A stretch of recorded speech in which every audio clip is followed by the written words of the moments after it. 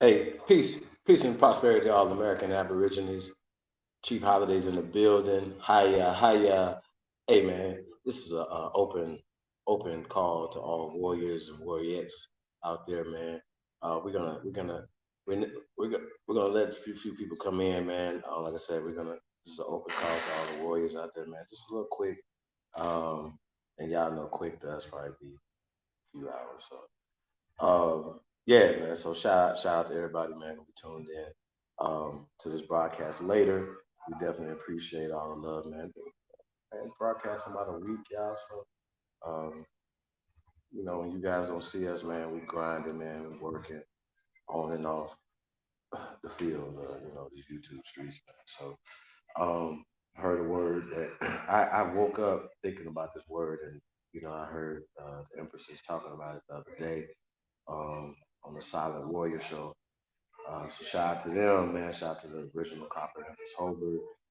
Always dropping fire, man. Just the spirit of fire. Just like I said, don't never change that sis with nobody.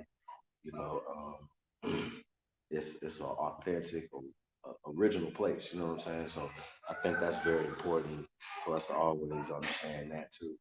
That sometimes in the world of people who made themselves up, the real can kind of get um, confused and mixed into that. You know what I'm saying? So you'll start, people, people will start comparing you. And you looking in the mirror, you real, right? Shout out to all the real ones, man. But when you start seeing people start comparing you to people that you wouldn't necessarily deem as real, right? It makes you feel away. You know what I'm saying? Because you're like, wait a minute, damn, they. And so a lot of times, you when you see brothers. Spark out, against other people, which I say I don't like to do that, y'all, unless some of these guys have just got so disrespectful with their shit, you know what I'm saying, that we gotta so I try to keep it within the information. You know what I'm saying? So when we start getting into other men's characters and stuff like that or whatever, it starts getting ugly. You know what I'm saying? And not necessarily on hate stuff or whatever, but we gotta know how to deal with that. You know what I'm saying? And I know it gets frustrating for the real because the real see the fake in it. Apparently, it looks like they win. And we're gonna talk about that too. How do you deal with that? You know what I'm saying? I say that you gotta stay sturdy, right? Foundation. You know what I'm saying? You gotta be more clear, you know what I'm saying? People gonna see you. And you did it honest way. So I think that's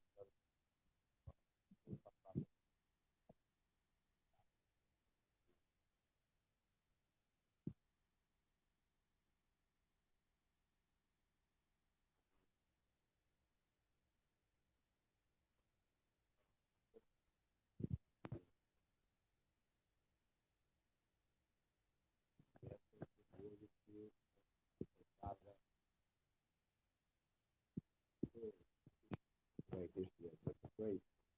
So we have to talk about that. How do we manifest our heroes, our power, you know what I'm saying, when we've been only given heroes, you know what I'm saying, that lost essentially. You know what I'm saying? Or heroes that may necessarily, yeah, they might have did said some things or did some things or whatever, but when we uncover them, they might have some skeletons and shit in their closet that are just too big for us. We've uncovered things, where the funding comes from. So we go through all these things or whatever, and then we sit here holding our hands up. Well, okay, well, what what warriors, what heroes, what how do we manifest these things today when the portrayal of these things have never I'm saying never. It's almost like let's say that never, have been portrayed to us, right? And when we see each other, when we see ourselves portrayed, you know what I'm saying, in any depictions, it's always in a loser position, always coming from a weak position, always coming from, oh, we begging to be at your table position, so on and so forth, or whatever. It's always puts you in a second tier. And heaven forbid if you're a warrior, right? And a lot of times, we think that just because somebody can bark loud, that means that you're the best warrior. that you could talk, right? We've seen niggas that bark super loud, but once it came down to it, oh no, I ain't carrying you niggas nowhere. Y'all know what I'm saying? Oh no, I ain't say that. I'm not no goddamn leader. You know, once the heat starts coming, right? For things that they have been pushing, words that they've been coming out their mouth, how you portray, you know, the so-called ancestors' energy, the warrior, you manifest in this warrior spirit, right? What's tapping into your warrior spirit? What does that look like? You know what I'm saying? So we're gonna talk about that today, man. Um, what's manhood? What's real manhood? Um, Shout out to the Indigenous Realist, man. Indigenous Realist gonna be coming through. Want to have some conversation about the video he just put out. You know, to me, you know, we know that there's been an epidemic in our community of young men not having fathers. Because we have a lot of single parent homes and a lot of young brothers come in that environment, right? Not only that, to top all that off, right? That the environment that's today is way different than it was 30 years ago, 20 years ago, right? Shit, 15 years ago. Y'all follow me? 10 years ago, right? Environment was different. You access to things is different. Sensitivities to certain things are different. You know what I'm saying? Now me, I'm never gonna apologize for being a man. I'm never gonna do that. I'm never gonna apologize for my stances on being pro-life, you know what I'm saying, or just anything. Never, I'm never gonna be apologetic about being a man. You know what I'm saying? I can only speak from that perspective, and so for me, I try to speak as a man, not necessarily saying I gotta be rah rah. Y'all heard rah rah, whatever. And I've had to kind of position that too. You know what I'm saying? Well, how do I present this? Is this the right thing to present to the youth? You know what I'm saying? That may look at this and say, you know what? I feel that, or yeah, that's how I would address that situation too. Now it's hard. Like we online, like bro, I people have pulled guns online. You know what I'm saying? Like you can shoot the phone. I've seen niggas spit on the phone. Like they like you know you've been so mad at the other person on the other end of the phone or the other end of this because this is essentially a phone, right? Other end of this line so much that you want to spit or shoot your phone, right? You've thrown your phone, right? We've been there. Like you just lose control, and because you've lost control, right? Things bad can happen either way. You could lose control and lose your life, or somebody with you can lose their life, or you could do something to somebody, right? Or the wrong person because you lost control, or you say the wrong things and you lose control. So we've all been there, right? None of us is perfect. We're all human beings or whatever. And I know that we supposed to be held as men to a higher standard. So we're gonna talk about that too. What's the standard of manhood? How do we supposed to address our sisters when we have a difference or whatever? Um, Once again, going back to the original Copper Hoover Empress. I know she's gonna be coming through because she's definitely a warrior. Look at the chat on y'all. Look at that. Screech out. Hold on one second.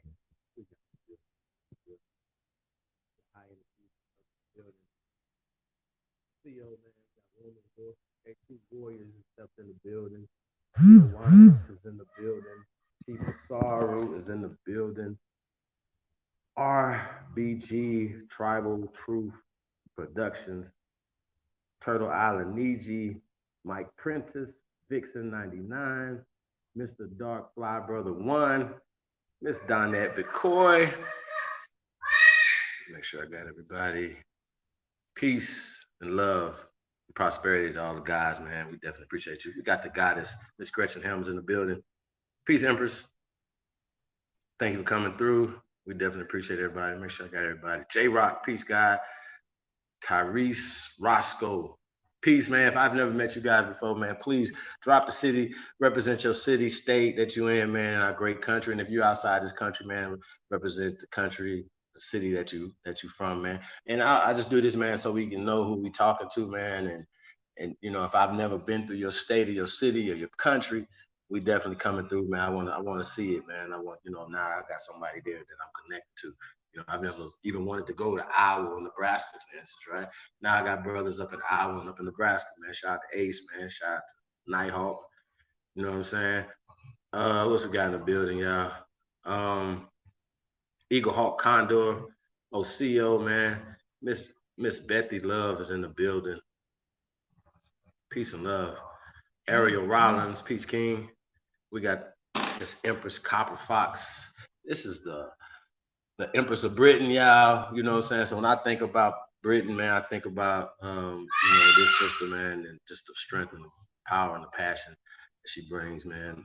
So shout out to you. Like I said, shout out to the channel, man. Subscribe to that sister, man. Subscribe to everybody, man. I try my best to subscribe to everybody. I don't give a fuck if we got 3 subscribers, man. I appreciate that you subscribe to me, right? And I subscribe back to you. You know what I mean? It doesn't hurt for me to subscribe to you because you subscribe to me. You know what I'm saying? You ever went to people's Instagram, they be like, they don't be following number 1 or 2 people. They got millions of people following them. I'm like, yo, so you didn't feel the need to follow me back. So I'm about to do that, man. Like I'm about to unfollow all you niggas or just start over, right? If you're not following me, I'm not following you back. I just feel like that we gotta have these same type of codes of ethics when we talking to each other, man. And that's what we're gonna talk about too, man. We got Mr. Aboriginal Smith is in the building. Peace King. Man, we in the building, y'all. Hey man, y'all tuned into the greatest of all time. Hey, and like I said, I say this, because like I said, man, you're the greatest. Don't ever think somebody's greater than you, you know what I'm saying? And I just think a lot of times we start it's called necromancy, you know what I'm saying? Niggas is honoring, you know what I'm saying, people that wasn't even in their bloodline, right?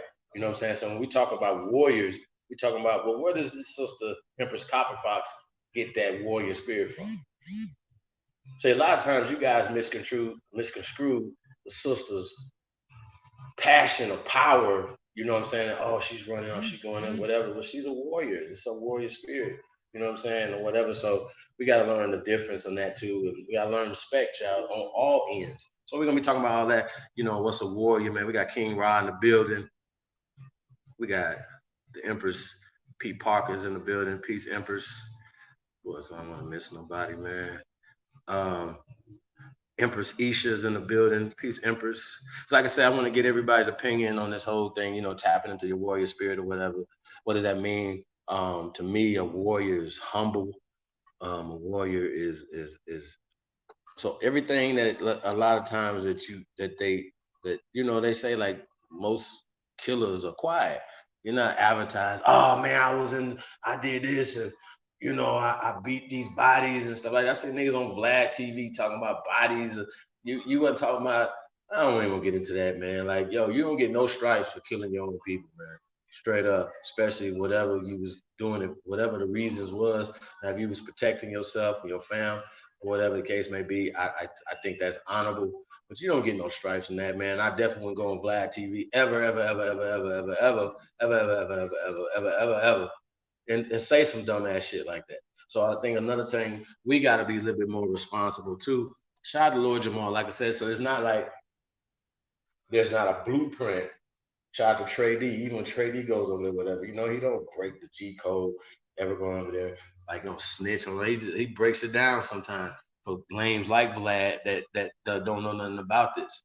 You know what I'm saying? About what's the G code? What when we talk G code, this is warrior code. What's warrior code?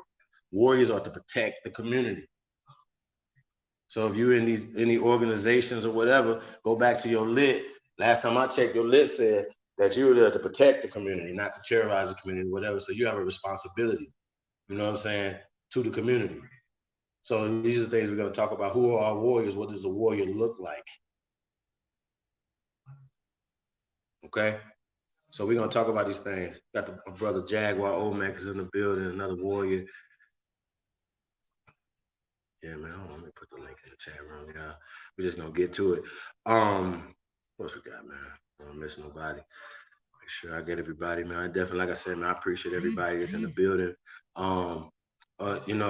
We got to get back to talking business, man. So all the business-minded people out there, whatever, we got to have a build on that at least once a week, man. Like we got to talk the importance, shit, at least once a week of economic development,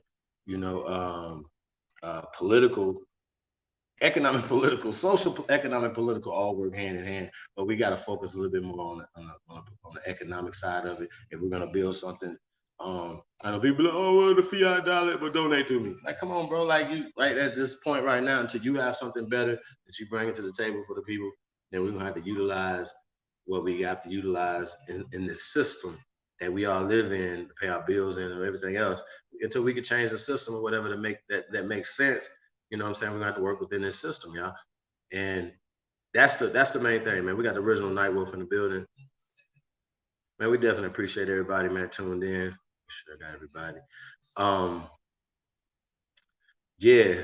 Um, um, okay. Also, yeah, like I said, be on the lookout for the America First Peace and Prosperity Conference.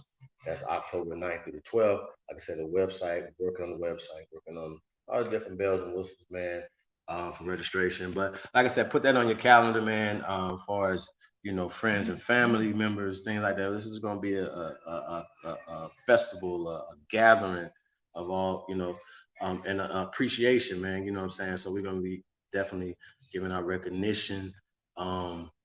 And honors, you know what I'm saying, to people who have not only just this year, but just show our appreciation, man. So you already know about the council, um, everything that we're working on, man. Like I said, it all just takes participation and bringing your thoughts, all thoughts, all ideas are good, and your area that you in. You know what I'm saying? So we're here to build and work with each other, man. So and it's no we're looking for leaders, right? Men and women. Like, there's no, we believe in balance over here. You know what I'm saying? So, um, and that's just it. I don't know what else to say when it comes to that. So there's no, even though I pop off where I pop off, I'm the greatest, blah blah blah. I'm not saying that an exclusion to you or to the sisters, how great, like it wouldn't be us without our mothers. You know what I'm saying? So we have to understand it. There's no great us without our sisters, y'all. You know what I'm saying? So and vice versa. You know what I mean? It goes like that. So that's why I say balance. So I believe in um the man, woman, and child, the Aboriginal man, woman, and child. That's balance. It can't be one without the other. You know what I mean? So I think that has been pushed on us as well. So we got to talk about that too, man. Like I said, shout out to Aboriginal TV. Great show the other day when they brought sisters on and the guys on or whatever to talk issues and things or whatever. And a lot of things came out. Um, but the key thing that comes out is us being able to communicate. I'm sure that I got something out of listening to the sisters, and I hope they got something out of listening to the brothers and our frustration and stuff, and vice versa. How do we fix this?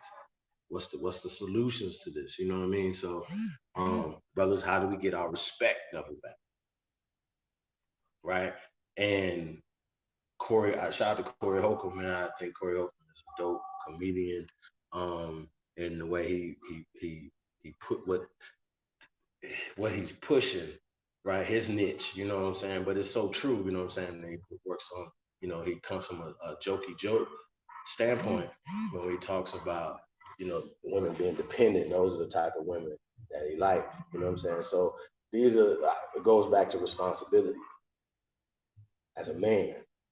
You know what I mean? If you lay down with this woman, right, she's your responsibility now. And I think we have to start having these type of conversations. You know what I'm saying? I think that I don't know if people understand the importance of laying down with a person, how serious that is, you know what I'm saying? And, and the things that can come out of that, you know what I mean? And I'm not no square y'all, so I'm not one of those guys. No, I'm a wild ass Indian. Just gonna keep it real. However, I'm still, I have to just keep it real and tell what's right. You know what I'm saying? This is right, this is wrong.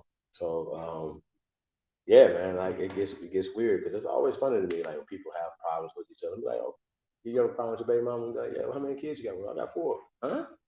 Like, or it just started maybe after the 4th. See what I'm saying? So whatever happened that made you have the first one, you have to figure that out, brothers. You know what I'm saying? So, like I said, and whooping on your girl is not being a warrior. It gives no stripes for that. Keep your hands off women and children. Period.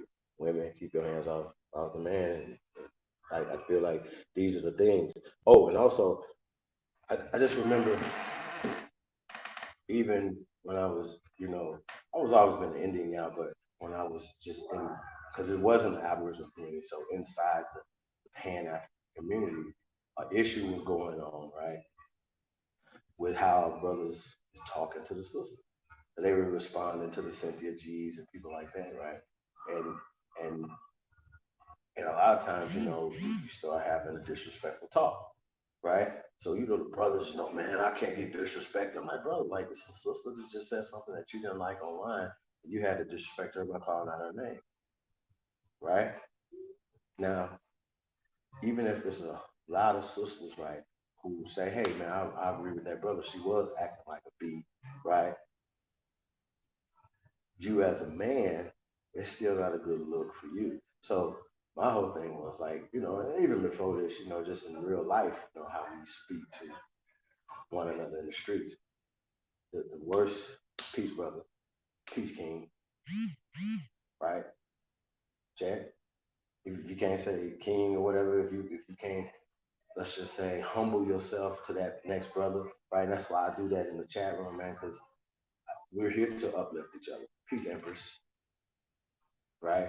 In the street, peace, sister, right? Peace, God, peace, goddess, right? To uplift each other. So these are the things, right? So if there's words to tear down, there's words to build up, right?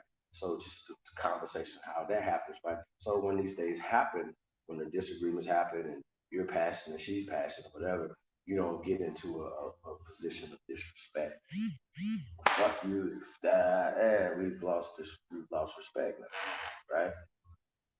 And so I liken this to, guys and say, okay, there's somebody in your family that you respect so much, even you disagree with them, right? That you still wouldn't disrespect them. You would just go about your business. Hey, I disagree with that. And I'm gonna say it over here, but I'm not gonna disrespect my great grandmother, my great grandmother, my grandfather, whoever that person is, right? So I feel like we have to be able to have that same type of energy towards each other. So it happens in the words, the things, what we're saying to each other, right? How do we greet each other? Peace, peace is peace, king, peace, brother. You know what I'm saying? Whatever. So just these words to build camaraderie, right? So I think these are the start of it, right? So then when there's a disagreement, how do we handle that as warriors? How do you, once again, the warriors humble, warriors restrain, okay? How do you manifest respect in this situation? You might not get it right then, you'll get it later, right? You might not get it right on that spot. But after she calms down and people that outside looking in say, oh man, he handled that with respect. She said this about him, but instead of him going on his skin going crazy, he handled it like this right here. Right? And I feel like, you brothers that say, okay, you the first, you the head and stuff like that, then you should be the first initiates, right, of fixing this issue, of the social issue that we have, right, that has turned into a political issue, that it's an economic issue all in one. It's all wrapped up. So how do we talk to our sisters? How do we allow other people to speak on it, right? How do we allow people to treat them? So how we allow people to speak to them, that manifests itself into physical.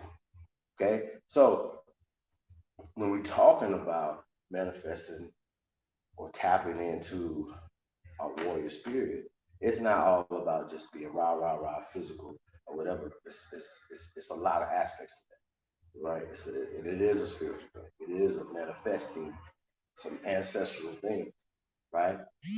And that's what we got to talk about. So I'm gonna put the link in the chat. Hold on a second.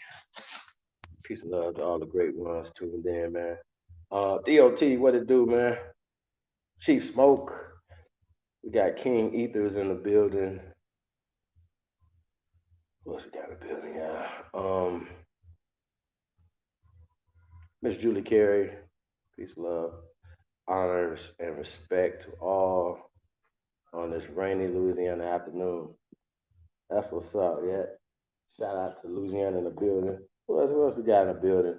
I didn't see nobody else put any other cities in here. King Rob, where you at? Let's see what else we got in the building. Turtle Island, where you at? Vixen, where you at? She said, my grandma, rest in power, always said most dangerous person is a quiet or a short person. She said she double trouble. Hell no. Shout out to Double Trouble in the building. Chief Osaru, where you at? Let me see. We got anybody in the building. Where y'all at? District. Okay, PG County's in the building. Miss Pete Parker. You already know. Yo, I was checking this thing out, P. And it said that like the top 10 most affluent so-called black communities in America, 8 of them was in Maryland and PG County. I said, wow, you know what I'm saying? They was going through the different communities. It was just the median income and stuff like that or whatever. I just thought that was interesting. But a lot of these people in this area work in government, y'all. You know what I mean? So, like I said, you know, the social thing has to be addressed, right? This is the propaganda, right? Before somebody do something, they have to put the propaganda up. They start making movies, they start doing certain things, creating songs, bankrolling songs and things or whatever for propaganda, right? So this is the propaganda, same way they put the propaganda on us in the 90s with the back to Africa bullshit, you know what I'm saying? Which right at this point, we have to be a little bit more aggressive when somebody calls us out our name, right? You're disrespectful. You're disrespecting our ancestors, and you're telling us, you're forcing us on people that are telling y'all that we're not them. You know what I'm saying? So it's not like we're being disrespectful. So it's always interesting when we get people that tell us we're being disrespectful, but we telling them that you're being disrespectful to our ancestors, right? On our land. What? It's like you in my hood being spray painting and disrespecting my ancestors. Like shit. Like, come on, bro. Like you putting yourself in a bad position. Bubble in the building. Peace of the God, man. Funky Town Finest is in the building. That's what's up, bro. Chuck Jackson, big Ooga Ooga. He said he in PG too. That's right. All y'all rich ones out there, man. We got Rick Ross, Why 50 Cent, Didn't Do Me Like Ja Rule. Peace. Like I said, man, this is a call to all warriors, man. 9 Ether is in the building. New York, stand up. Let me see what else we got here. Yeah, man. Said 80s with the African medallion. Yeah, man. It was, bro, like I just look back on it now, man, and just like, yo, this is crazy, you know. But I'm gonna tell y'all, you know, from just because I was in the transition, right? That that mindset came with militancy. It came with a warrior's mentality, right? And so a lot of us young men, who just coming into manhood, y'all, you know what I'm saying? Like teenagers, right? You know what I mean? Like, if you're into sports, obviously you got an outlet or whatever. But a lot of times, you know, what about the pain? What about the anger? You know, certain things that we're going through, or whatever.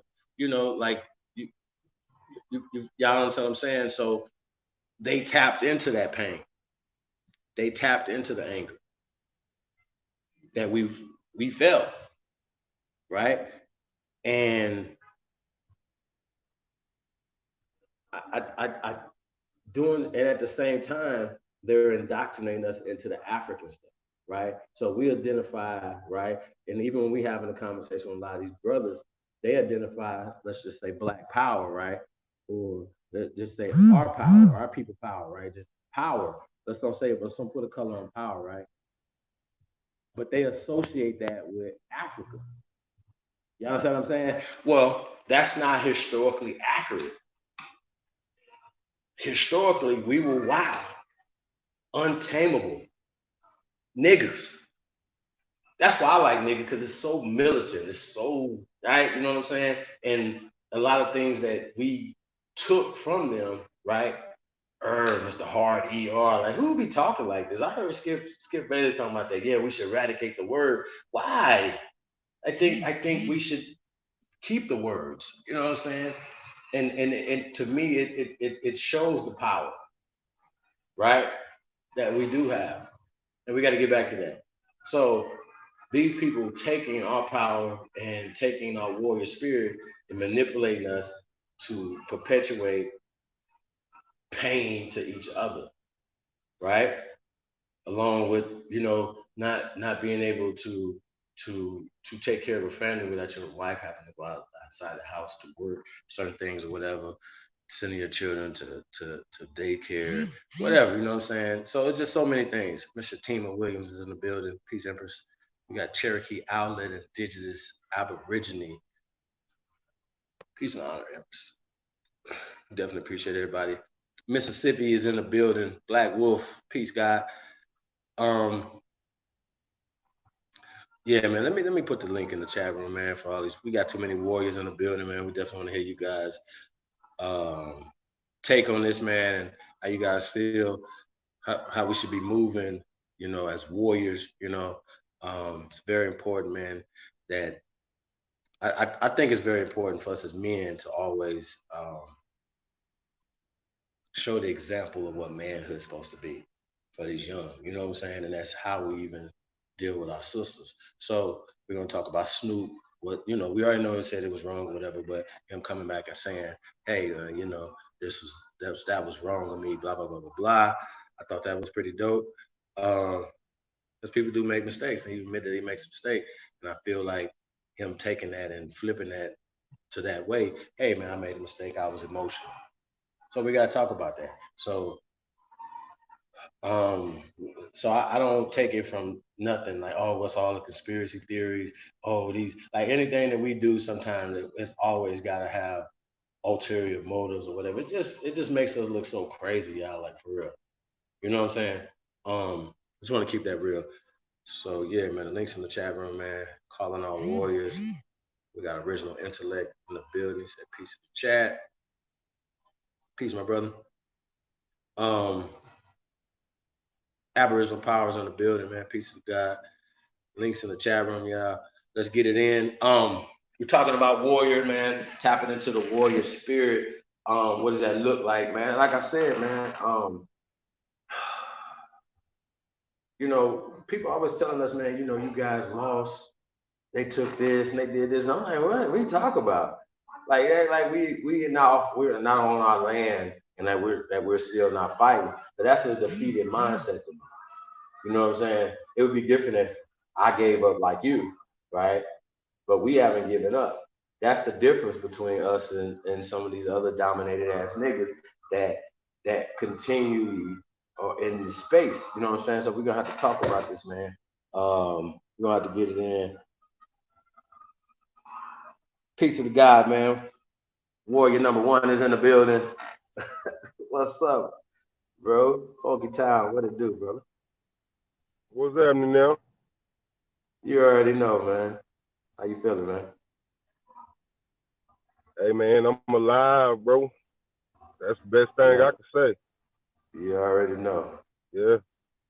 Sometimes that's just enough, man. You got step 1 out the way now. We're working on step 2. That's a fact.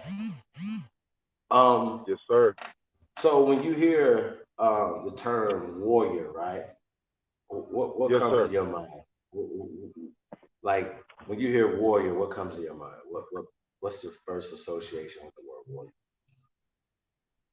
An individual who encompasses all things involved with their tribe, with their extended lineage, with the existence of their people, and they use that as a tool to battle whatever opposition arises against their people, no matter what it is, financial, violent, anything that needs to be built. Sometimes it's a war just building a tribe because you got some people who simply don't want to go. They don't want to go to war. That get away from, and I know, we're Aboriginal, but still, even some Aboriginal people believe they had a master outside of having a tribal chief. They don't want to get away from their master. They don't want to put in the work it takes to grow the tribe. They don't want to do any of it.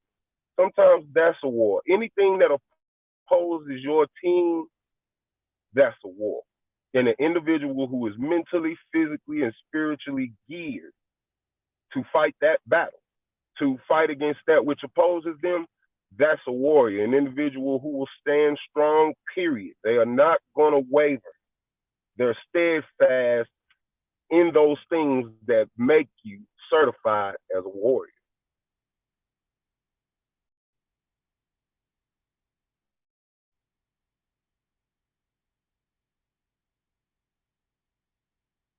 Yeah, man. One thing that comes to mind for me, should be associated with the word warrior is honor, right? Definitely, definitely. You know what I mean? There's been a lot of dishonorable things that have happened, right? You know what I'm saying? And I feel like, we have to always look at it from that. Always shout out to Nonetheless, man. I love how he said, man. He said, man, keep yourself and your family in honor. Don't be a dishonor. You know what I'm saying?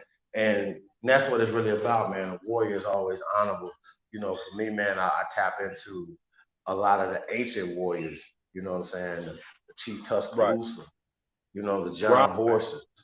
You know what I'm saying? My greats, you know what I'm saying? My bloodline, you know what I'm saying? Because this is not manufactured. This had to come from somewhere. Yeah, you know what I'm saying? Our bloodline is ancient. You know what I mean? And you do have a responsibility. You know what I'm saying? And a lot of it is mental. Most of these battles are mental, spiritual. They are extraterritorial. So it goes back to momentum. You know what I'm saying? How to take. Okay, well, I know that we're undefeated at home, right? But when we go on the road, we're losing. So how do we manufacture? How do we take them booing us and take that same energy that we got at home when they were cheering for us and create and manifest wins, right? Yes, sir. This is the thing. We at home and we don't know how to manufacture. We don't know how to create the energy that is needed, right? We're on automatic pilot. Niggas are talking about the Ku Klux Klan killing each other. Really?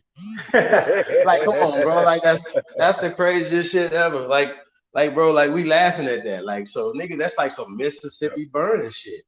You know what I mean? So we burn bed sheets down here.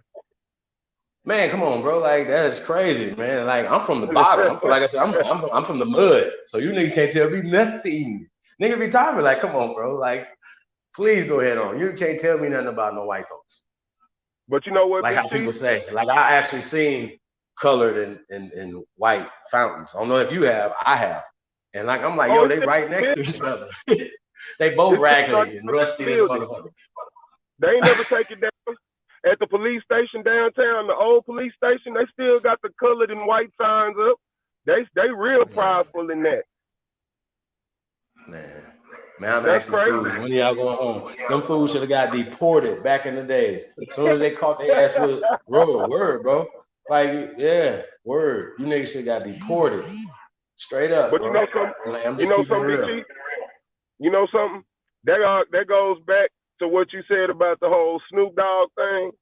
And I'm gonna tell you something. A lot of the honor and everything that we speaking on, bro, is because and a wise Cherokee man told me, and of course he was my skin color, deep red. The man said the reason why we keep losing and the reason why we keep embarrassing ourselves is because we're choosing reaction over response. And there's a big difference in both of those. Like I said, response will get you killed. Reaction or a reaction to get you killed. Response, having a proper response will not only bring you out the situation, but 9 times out of 10 bring you on top because it's thought out and it's proper and you walk it every day. You don't step outside of it. And the average person that comes against you, they're not ready for a response, but they ready for a reaction. See what I'm saying? They know if you react, I'm going to call the police. But if you have a response that's calm and in the correct lane, they can't do nothing but sit there and ponder why this man didn't react like I wanted him to, because he had the proper response, and you ain't ready Facts. to deal with that. Well, just to let everybody know, Lisa Leslie's response in her face Man, was way more powerful than everything else I heard from all these powerful men, right? She looked her in her face, looked her in her eye, and gave the energy like, please, if you say one more thing about my beloved friend, I'm gonna slap the shit out you. Like she didn't have to say it. Like, you know what I'm saying? And so I feel like, y'all, we gotta tap in, y'all. Like I feel like, you know, the crying about Harvey Weinstein, right? oh man, Right. fuck. Oh, man, you telling on him, but you telling on them, but you ain't telling on him. Nah, niggas, don't put yourself in position to get told on in the first place. Exactly. Bill Cosby ass niggas. Like, they ain't gonna come up. There's never gonna be a line of them talk about I did anything to them because I'm not gonna be with them like that. Period. Exactly. Period. Come on, bro. Like, so all you rapping ass niggas, you Michael Jordan ass niggas, right? Shout out to Juanita Jordan, by the way. Man. See how that work? Nigga, you wouldn't even want to marry this motherfucker. I'm already got everything. Fuck half, nigga. I ain't divorcing you, Mike. I'm taking it all. Nigga, fuck out of here.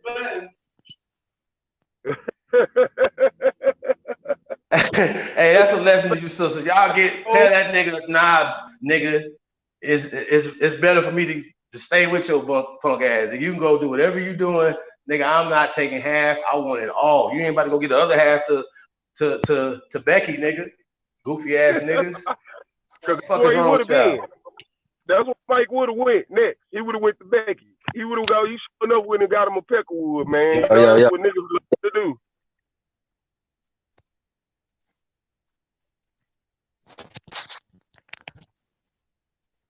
Niggas be in love with Becky, boy. And then when they in there in the police precinct crying and snotting and shit, talking to the chief, now they want to get a whole coalition of niggas to go out there and campaign for them. But you was hey, can y'all hear me? Where they ain't no been a pin. Yeah, we can hear you, bro.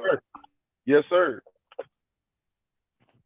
But yeah, I think it's treason. A lot of that shit step back from treason because you know, niggas that won all the wars. Niggas that won all the wars already, you feel what I'm saying? Niggas that won all the wars on the ground.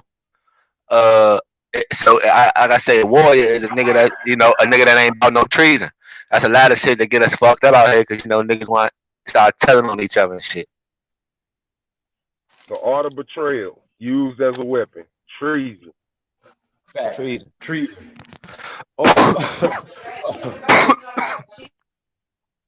You done seen these cats on First 48. People think that's just a TV show. No, that's real life, cuz people tell on people because A, they're hurt emotionally.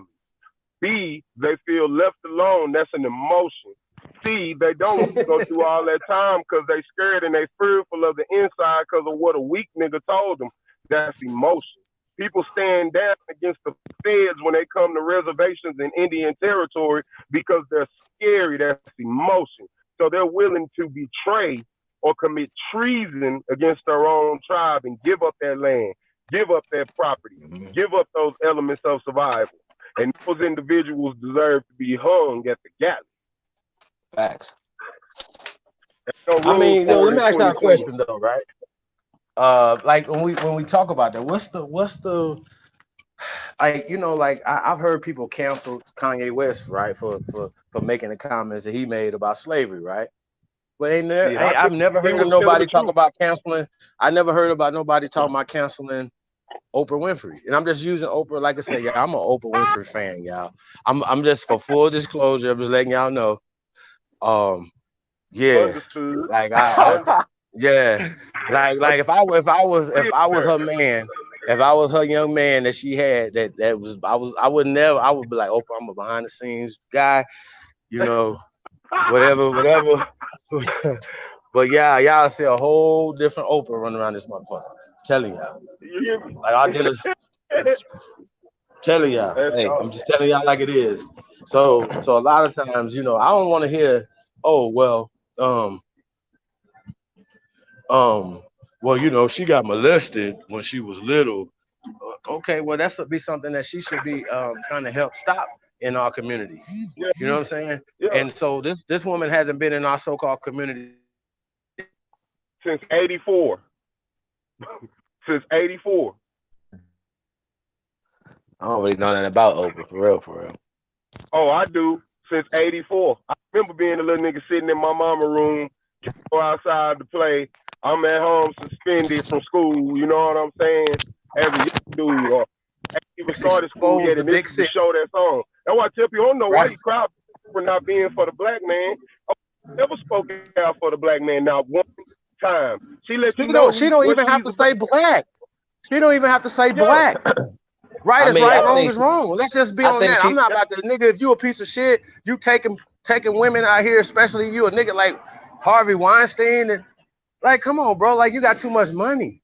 If that's all you wanted to do, you just you could just pay for it. Like, you know what I'm saying? So a lot of dudes like that, they like to exert their power over people. You know what I'm saying? That's what it's really about. Here, I got this three deal joint right here, whatever, right? Once again, it goes back to honor, right? Putting yourself in honor, putting your family in dishonor, right? So when you got dudes that you like right now, like if you're successful, niggas are looking at you like, did you get bent over? Come on, bro. Like, is at this point right now, like we can't even accept being successful no more. Nah. Think about it. Like, niggas will be like, oh man, you Illuminati, you a part of those guys like that. Come on, bro. Like, honestly, it turns into that. But that's that Black Power program Sorry? and shit, bro. Fuck all that. You know what I'm saying? That Black Power program and shit, fuck all that. If a nigga can go out here and we watched it, like Kobe Bryant. I remember being in middle school when bro got signed. And I remember him coming from the ground up. Niggas was talking bad about Kobe before he died, talking about he did this, that, and the third. Bro, that man balled his goddamn ass off. Balled hard. Made investments. His investments paid off. He kept the money. He didn't go and blow it. See, that's another thing that get us put in that whole you must be Illuminati mindset because you got too much money. No, some individuals know how not to spend their money on BS or things they do not appreciate. What is it? But nah, niggas do be joining these organizations though. Niggas do be joining these organizations though. Let's be clear. I wouldn't want to go on a cruise with Magic Johnson. I'm just keeping it 1 million with y'all. That's a fact. I'm cool, Magic. I'm get cool. With the nasty. We know Magic Johnson get down with the nasty. He been out a long time ago. Long time ago. When you kissing niggas on the basketball one, yo, Chief, I fuck with you. Kiss you, bro. Kiss you. In my life, kiss you, bro. It'll never happen. You know what I'm saying? I don't give a shit. Never. My son don't even like me kissing on him. You know what I'm saying? He a baby. He like, man.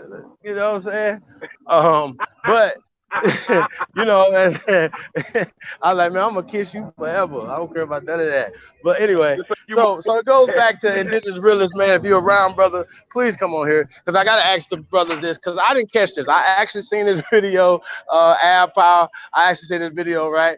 Because somebody had made a video about it, and it was like, Young Pharaoh, shout out to Young Pharaoh, gets into a fight for being called gay. Oh, that was Thomas Sotomayor. He couldn't wait to do this video, right? So anyway, I didn't see the hand on the knee.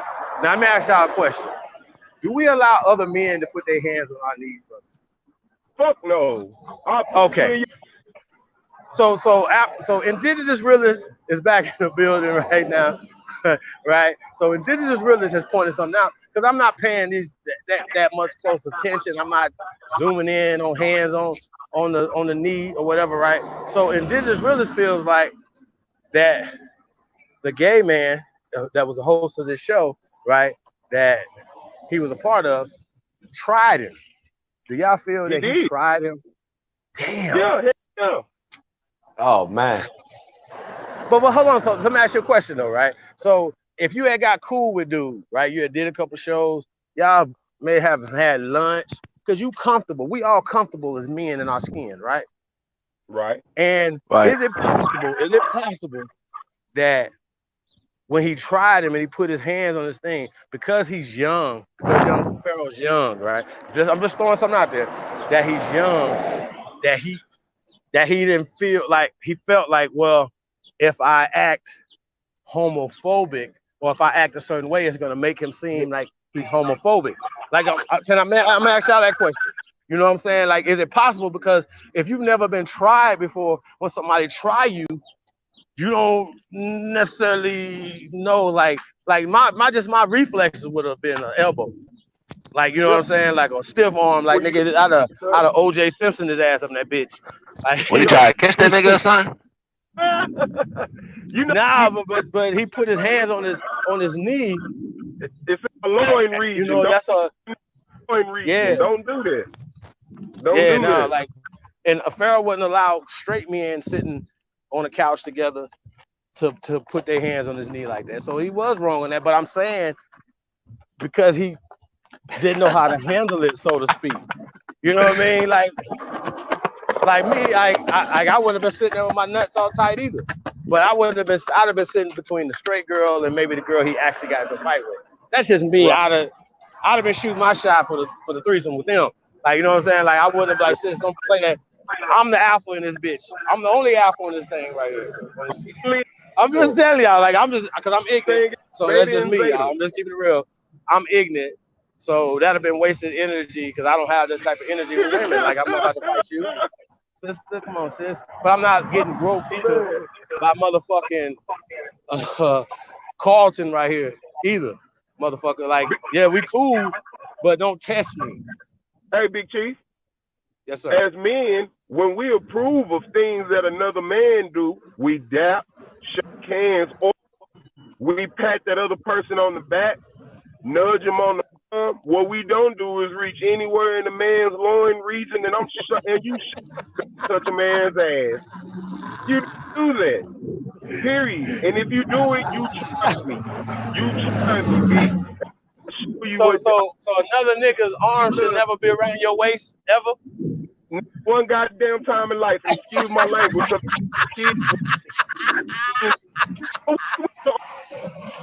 You see sassy up here, nigga? Well, I'm not slow dancing. Yeah, I'm gonna knock your teeth out. It's just me. I got in trouble for that before. Man. The balcony. Yo. But see, the youngsters is growing up in this environment right now, y'all. Like, you see what I'm saying? To where they might not know he was trying it. Well, okay, rule number one, Pharaoh. First off, burn them yellow pants. Throw them motherfuckers in the trash. Listen.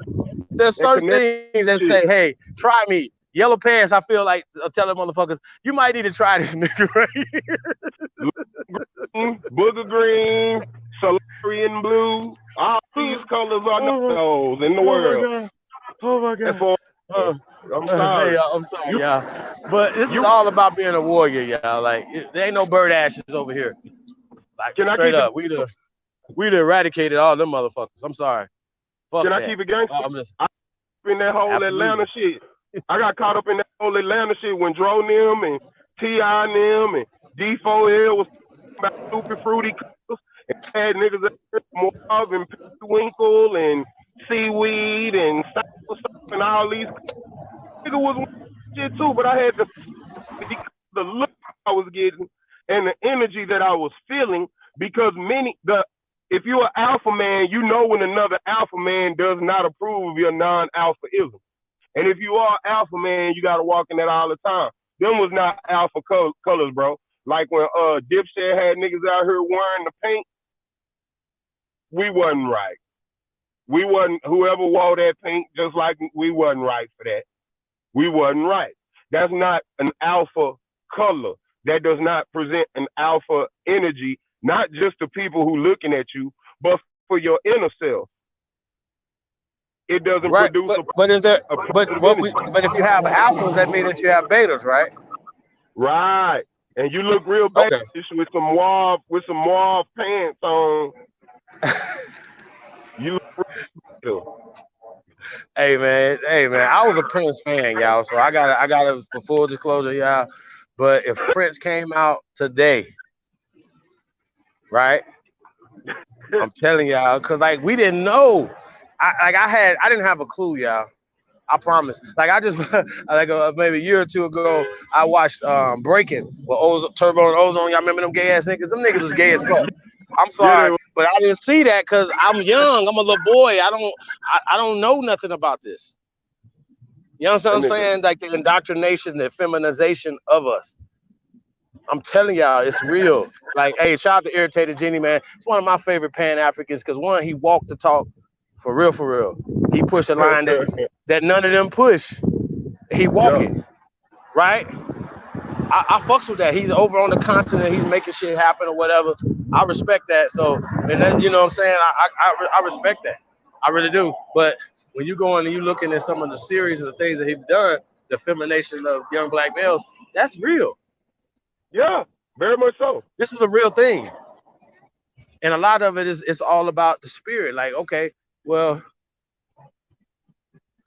what they want you to have a double spirit. They don't want you to be, you know, rooted in anything. You know what I'm saying, y'all? So that's the whole concept when we talk about tapping in. How do we manifest this spirit? Where does it go? A lot of it is just it's that's where the leaders come in at in the community. The men come in. It's hard to rule alpha male. It's hard. You can't rule an alpha male like you would anybody else. No, shit, 80% of the time you're not gonna rule an alpha male. You're not gonna do it. I don't know about the ruling part. I think once again it goes back to that, you know, because that's all I'm around. I can't be around beta males. That's just not a good thing. You know what I mean? So how do you maneuver amongst men? You know what I mean? Like, you feel me? It's gonna take men of the men to get it done. And that's just what it is. Niggas stepping up and saying, yo, man, look, this is what we need to get done in this community. This is what's not gonna happen in this community no more. Period. This is what's gonna happen. And then you might have to put the pause out every once in a while. You know, that's just how that goes. Sometimes niggas ain't gonna believe it until it happens. All right, man, look, you violated. Niggas is getting knocked out, bro. Niggas is knocked out by punks. Like, they actually have a term called the alpha beta. No, sir. If you get knocked out, man, shit. I've seen it happen to a man. I've seen it happen, and it's amazing. For one, you can't be an alpha if you can't fight. Point blank period. If you can't fight, you can't be an alpha because there are people who are going to try to test your alphaism, your alphaness. And hey, it might be one of them. It might be one of them handkerchief boys. You know what I mean? They test you because they ain't trying to go for it. Not in the age where you talk to her. The that I respect, bro, Genuine. He wasn't trying to hear that shit. When they tried to make him hug the tranny on the show and kiss the tranny, he wasn't going for it. And he say, no, there be none of that. I respect that man. See, that's what I'm saying. See, that's the whole thing is they were that's the concept of Pharaoh getting tried and not really reacting the right way. You know what I mean? Like, you know, your energy got to be that. Well, bro, you know, this might be not a good thing if you do this. If you try me, like, you know what I mean? Like, I'd have hit him so quick, y'all. Like, motherfucker, because I wouldn't have been sitting there though. I'm just gonna say that. I'm gonna go back to that. Right. I'd have stood up. I've been nigga squatting on camera. I'm not sitting by him. They'd have been like, why is he pacing around the camera? I ain't got nowhere to sit. I'm cool. I'm good. No. I can't sit by this man because that energy is not. His energy clashes with my energy. We gonna end up fighting. Word. So, just to avoid all of that, we're gonna do this. Do you know what I mean? Destructive. Crazy, but that's because of the indoctrination from the compulsory education factory. You know, to accept the gay man, love the gay man, all that stuff, promote the gay man, and anything that's against the gay man is a basher. He's homophobic. I'm like, how am I scared of man? Phobic to have a phobia is to have a fear of. So I got a fear of man. I can't fear man. I ain't a man. My father was a man. My grandfather was a man. May they all rest in peace. My uncle a man. I love these individuals, so I have no fear of man. I have no fear of the man. But what I do not like is an individual trying to encroach upon who I am and force me to accept him. He already living a lie. Try to force me to accept lies, B. Don't do that. Well, I mean, man, listen, man. Like, I feel like it's just what it is, though. You know, like, okay, we gotta accept everybody for their choices. Cool.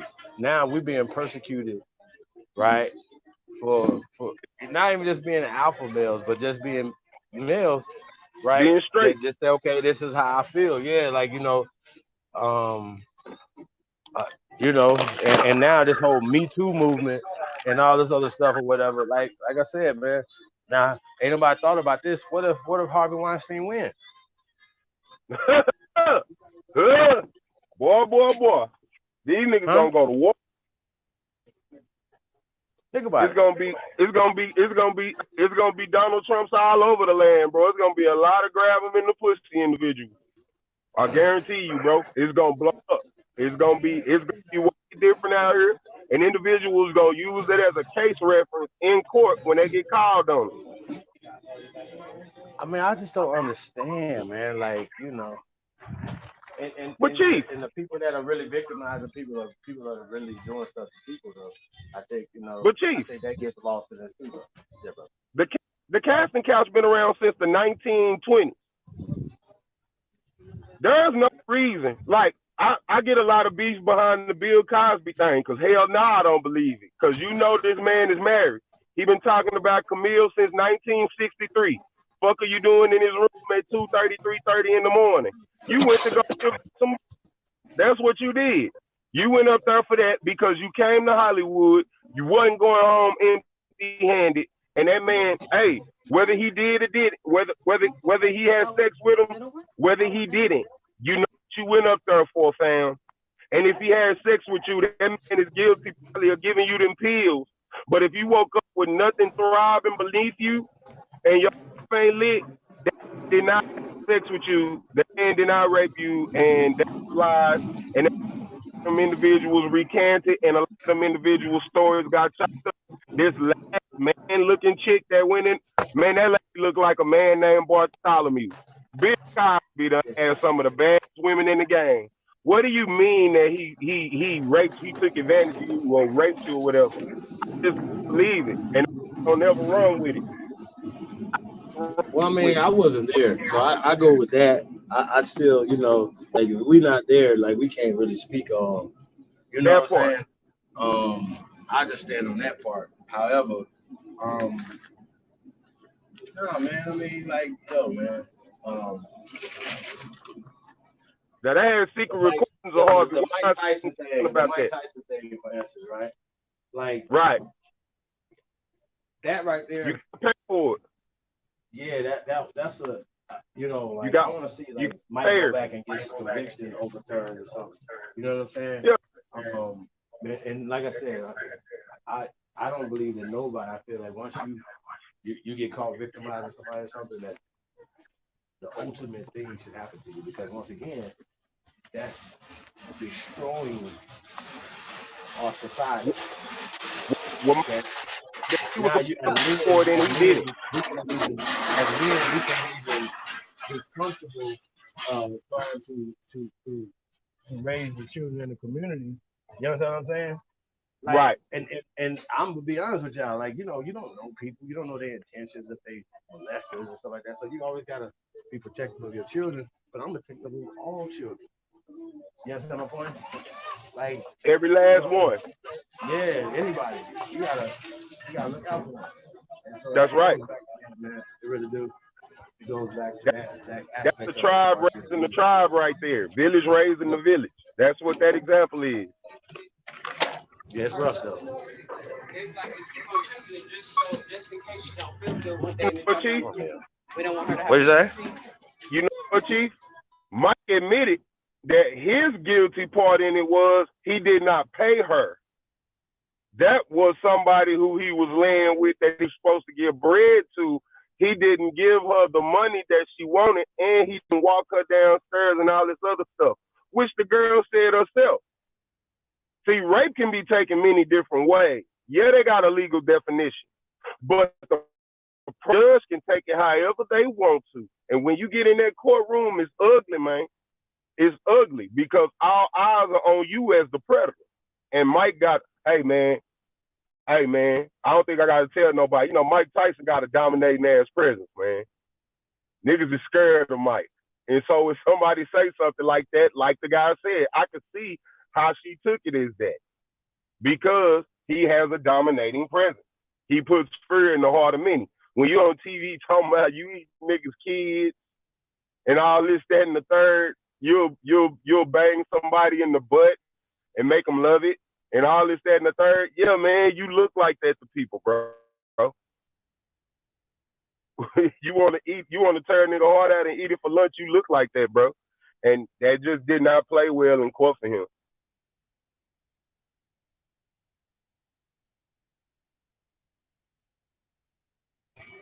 Yeah, man. Yes. That did not play well. Absolutely. Yeah, man. So we gotta. That was ugly. You know. We just do better. Like I said, we're calling our Warriors. I'm gonna put the link in the chat room again, y'all. Calling our Warriors. We in the building. Yeah. Yo. So like I was saying though, man. Like, another thing another narrative that's being painted. Like I said, I'm working on this Revolutionary War piece, right? And it's just like, okay, if you had to recreate or write a school curriculum, right, and you were going to tell the founding of this country, right, and just what you know now, this is not just a question for you, this is a question for everybody that's listening, right, and what you know about history, right, just what you know, right, and now, but now that you could come in and you say, you know what, I can rewrite history the way I want to rewrite it, right? Would you write yourself in the history books as a loser? Of course you would. No, you wouldn't do that. Like it's just a verbiage how you would do it, right? Because when people have wars and then they have treaties, that means that somebody clearly gave up, and then it's okay. Well, this is what we. So that's the first thing. It should have never been no treaty, ever. Like I'm that guy. I'm like, fuck all y'all. Fuck your treaties. It's get the fuck down or lay the fuck down. Period. We got to at least have that mindset. There's got to be some of us that think like that. Because the rest of y'all think like, hey, I'm gonna bend over and let you hit me. Like, you know, this is how these niggas think. Because that's what they're used to. They're used to submitting. I'm never going to stop fighting, ever. And if my fight don't look like your fight, because I'm not on here, rah, rah, rah, let's go do this. Like, come on, bro. I've already graduated from the rah, rah, rah. We talk about being effective now. Save that headache. Yeah, you know what I'm saying? Like, you know, I'll tell y'all, man, Dr. Khalid Abdul-Muhammad is one of my favorite of all time, period, right? So, but when I go back and watch the Donahue interview, for instance, right, just using that as one of them, there's certain things that we don't, that he said it, so I don't have to go on Donahue now and say the same things. No way. No. It's already been said. It's already been said. Not saying that I'm disagreeing with anything he's already said on Donahue. Now I'm about to build on what's for the next generations. You know what I'm saying? Certain things don't need to be said. They already been said. You know what I'm saying? And most of you niggas, like I said, like that last little when niggas was in Washington yelling at Trump him. I'm like, yo, what is you niggas? That was the hottest shit I've ever seen. Right? Fuck is you? Shabazz, you sit your ass down. The reason why I bang on that nigga is personal, but it's reasons. I bang on SETI. I feel you. I bang on SETI all the time. King 911 is in the building. Yeah, SETI too. He's a buster too. I bang on him because that nigga showed his fraudulent side quick, and then he made a naked calendar. If you don't get your goddamn beige ass up out of here with that bullshit, bro, man, that nigga ran me hot, bro. When that girl got on there, that girl from Milwaukee got on his ass, she was all the way right.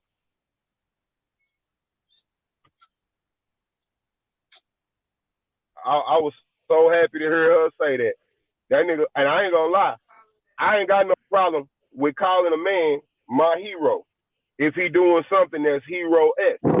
If you out here standing strong, I fuck with you, bro. You ain't even got to be on the same thing that I'm on. I fuck with you. But once I find them chinks in your armor, it's all over with, brother. It's all over with. Once you get exposed for a sucker, you done, bro. And I gotta take my L for fucking with you. I gotta take my L for not seeing it. You know, some of these niggas deserve an Academy Award. They great actors. But some of that stuff be so right in your face and you just look over it because you want to see the good stuff that a person do. I had to take my L on that, man. I did. For endorsing this nigga when I was on that goofy ass Pan-African shit. That shit was goofy, bro. It was goofy. Niggas was running with shit that they could not prove. It was goofy.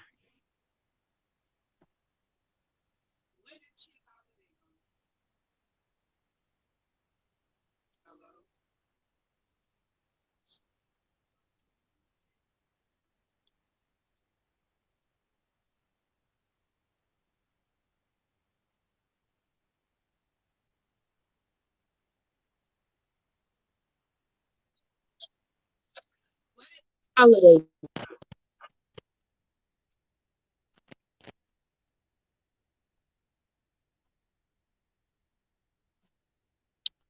Fucking headphones ain't working. That's bullshit. Say that again.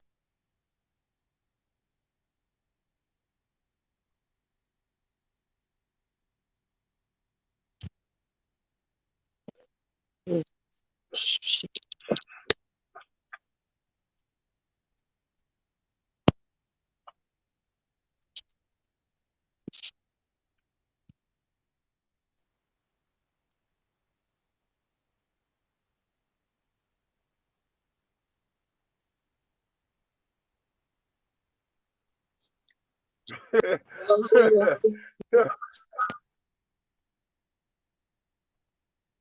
That boy Where the hell Yeshua say Prince did go?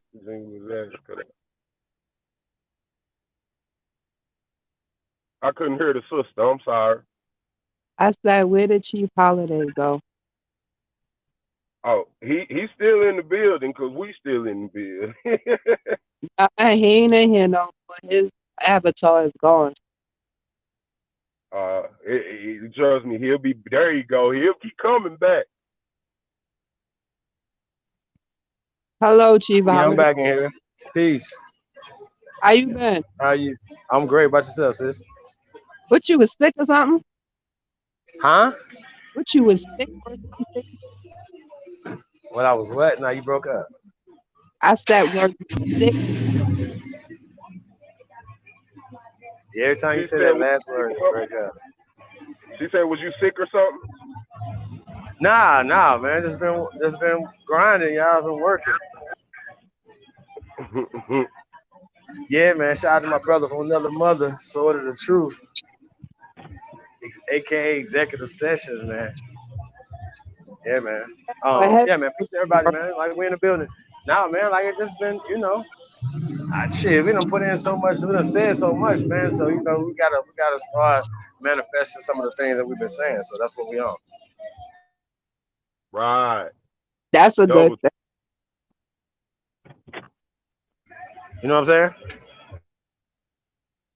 Yeah, that's a good. So what's the topic of discussion today?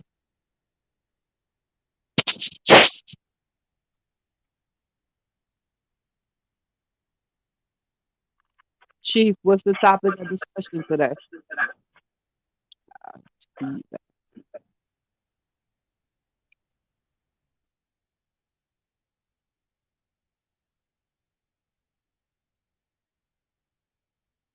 Chief on that IBM computer today.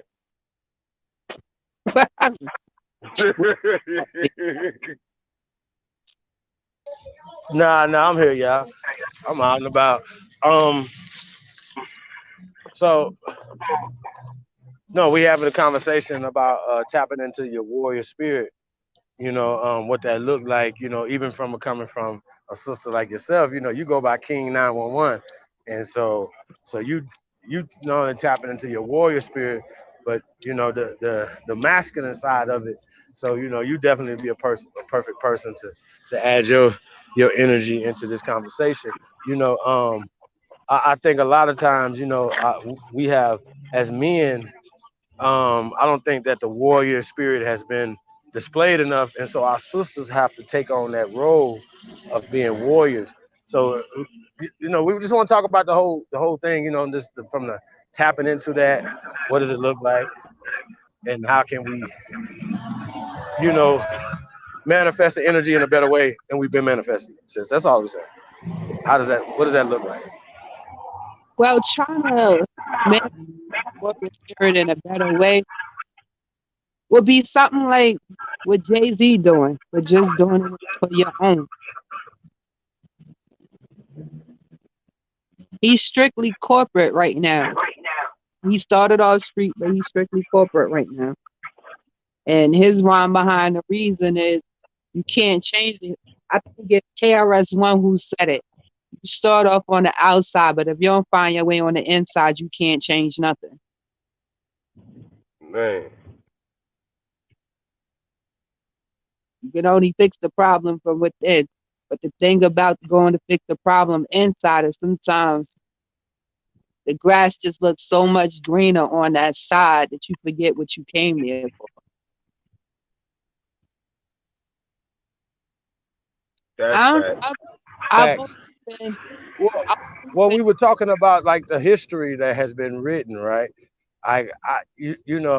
Just going back, and going through stuff. Not only did they literally whitewash history, yeah, but they painted a narrative that would put them socially, politically, and obviously economically in power over us. And this is what we got to talk about because we argue with fools that believe that they are building an army against the United States Army in America. Like, yo, I think that's the dumbest conversation I've ever heard in my goddamn life. Now, right? Like, think about that. Like, you're not fighting against the United States government, bro. Whoever told you that is I don't know, like, who y'all following? Like, who's the leader of that? Can I please get his name, sir? Please. In considering 2020, can somebody please tell me who's the leader that is directing people to fight, or even in they mind have a war against the United States government? since it's an Who? organization of Who teach followers, that? there is no leader.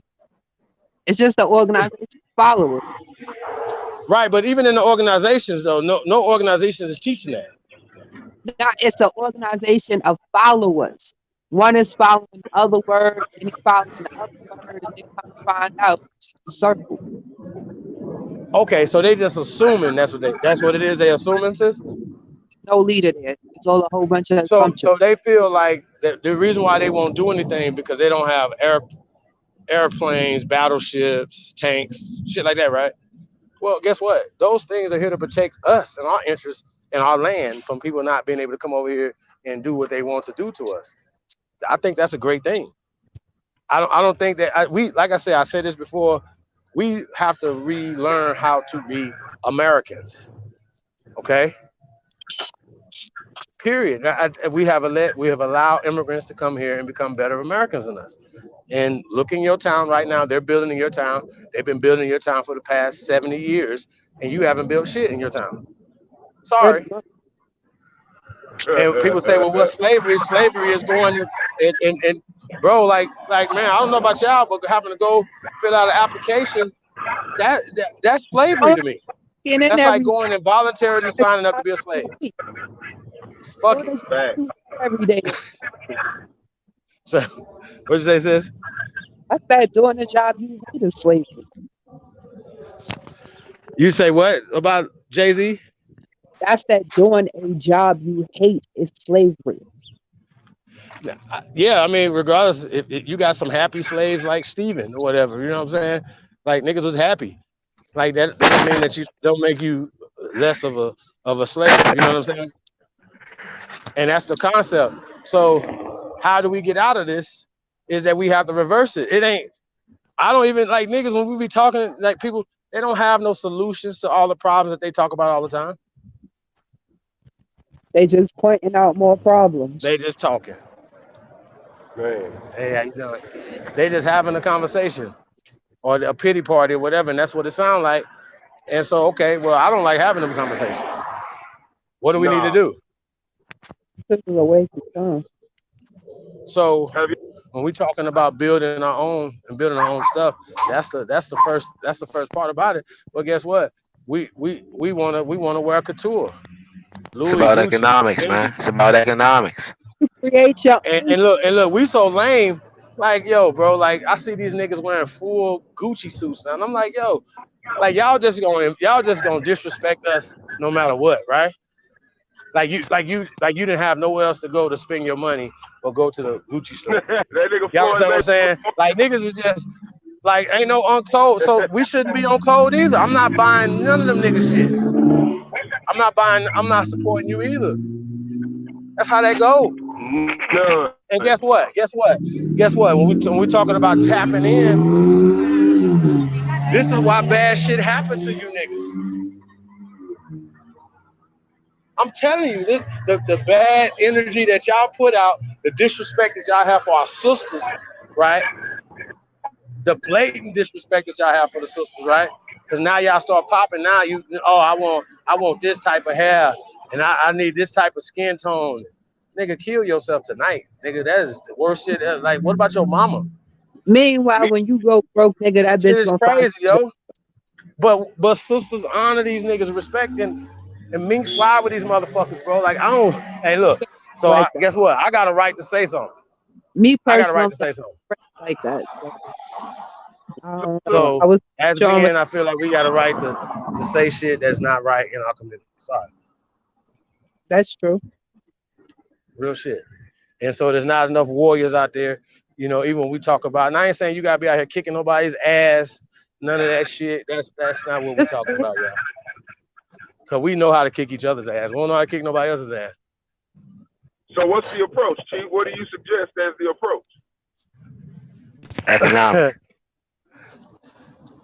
Yeah, man. Like we gotta focus on that, and it has to be enforced. It has to be enforced on all levels. Like the taxes that are being generated within this community have to stay in this community. Matter of fact, like when we talk about money circulating within the community, You definitely can't this fight a money war of has brokers, to bro. stay in the community.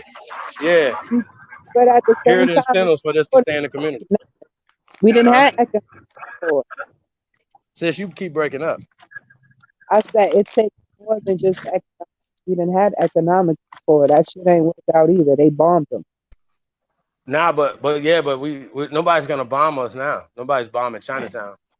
Nobody's bombing little Lebanon. And you know the You understand bomb what I'm is saying? you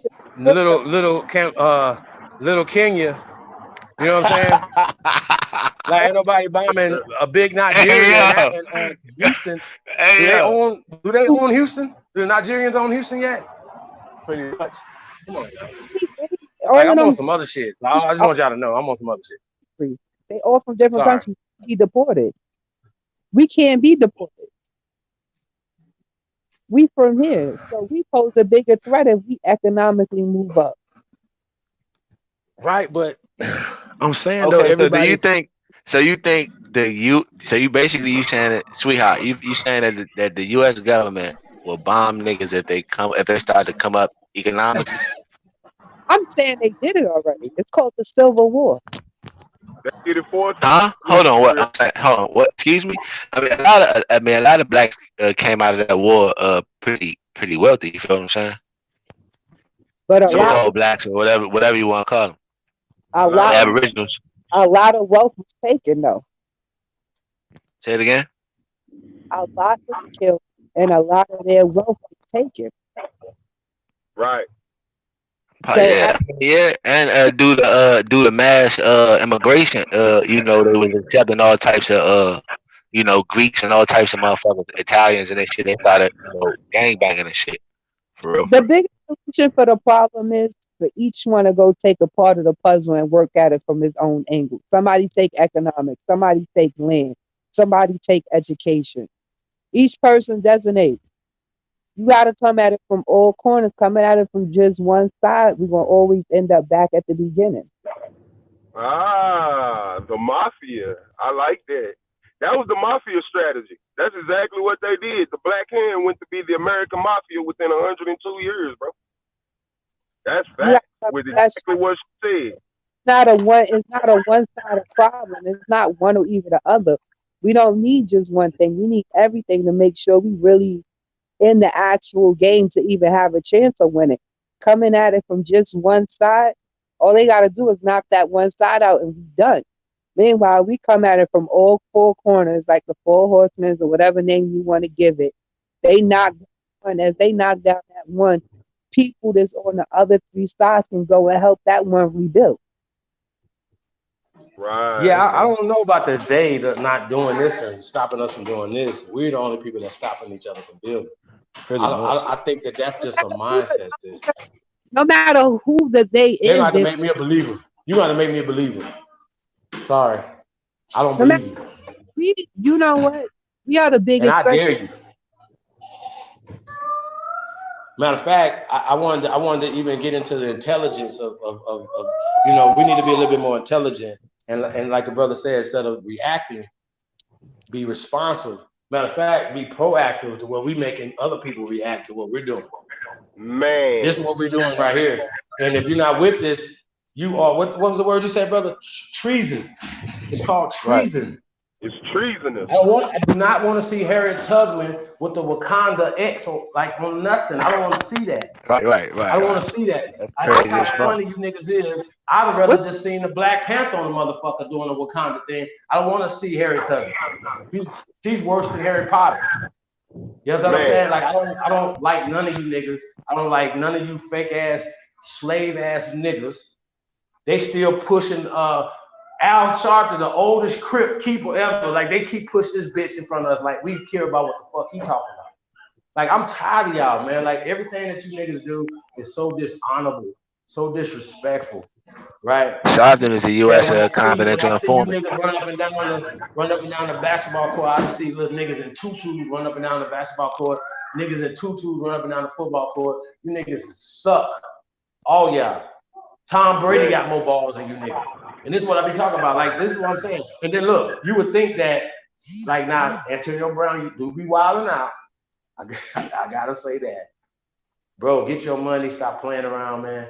You know what I'm saying? You do not have a bunch of money. Trust me, you don't. Straight the fuck up to where you leaving 30, 40, 50 million dollars on the table because you're in your feelings. Like, come on, bro. Like you chose to play football, get in, get out. Go do something else. You know what I'm saying? Oh, when Bill Roethlisberger didn't invite me to his house, I would invite your country ass to my house either, nigga. What happened to No you? manners, nigga. No manners. You know. What happened to you this week, Chief? You in the mood. What's going on? No, I've been feeling like this a long time. And look, can't nobody tell me shit. I'm the number one Black Power Ranger. Well, I was the number one Black Power Ranger. They can't tell me shit. You niggas be talking about what you talking about? You ain't busted a regular food fight, sir, ma'am. Fuck is you talking about? You was reading books in African American studies, nigga. And I was out here making it safe for motherfuckers to walk the streets of America. How about that? Fuck is you talking to? So going back to what I'm saying, now they say that, oh, we talking Black power, just power, right? Take the black off of it, right? If you're going for power, then with social, right? Social propaganda that has been played against us or whatever, right? We're pointing out that they socially made us believe that we African, right? That's not legal. That's a social battle. That's something that we pointing out. So when we're fighting this battle, you don't have to be age don't have nothing to do with being an intellectual battler. No, right? it doesn't. Just because a nigga young, obviously he don't have as much experience as somebody that has experience. But guess what? People that have experience, you still need to learn shit as well to sharpen up your, you know what I'm saying? So like shit, what Professor Small said, he been doing this shit 50 years. He gonna do it till they close his eyes. 50 years. Right. Who? Say the name Niggas again. be like, I've been doing this 2 years, you an expert. Huh? Nah, I was born into this shit. So yeah. So what is it? What does this look like? You know, going back to fighting certain battlefronts or whatever. I can't hear you. All I hear is kids. We losing. Huh?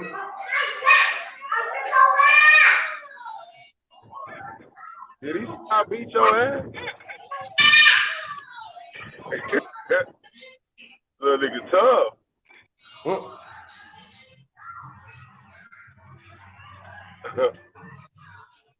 But nah, it's a fight, but we can win that fight though.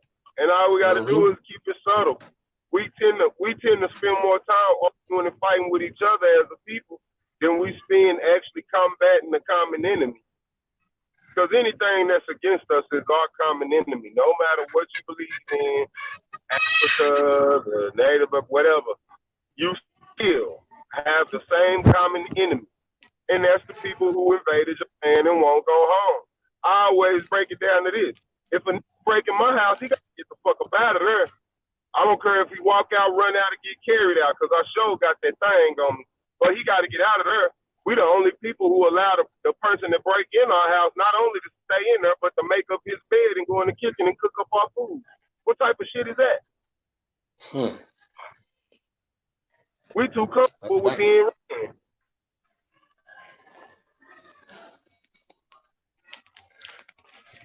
Well, I remember when Obama was running for president, and I remember the stuff that people were saying. Oh, they're not gonna allow that.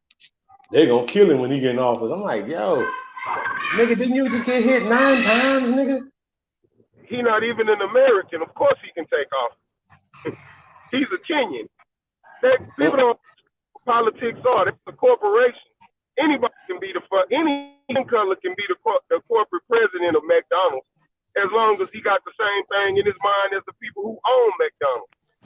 Just like the being president, he got the same thing on his mind as the people who own the corporation of the United States of America, established in 1776, really ran and established in 1871. So of course he'll be president.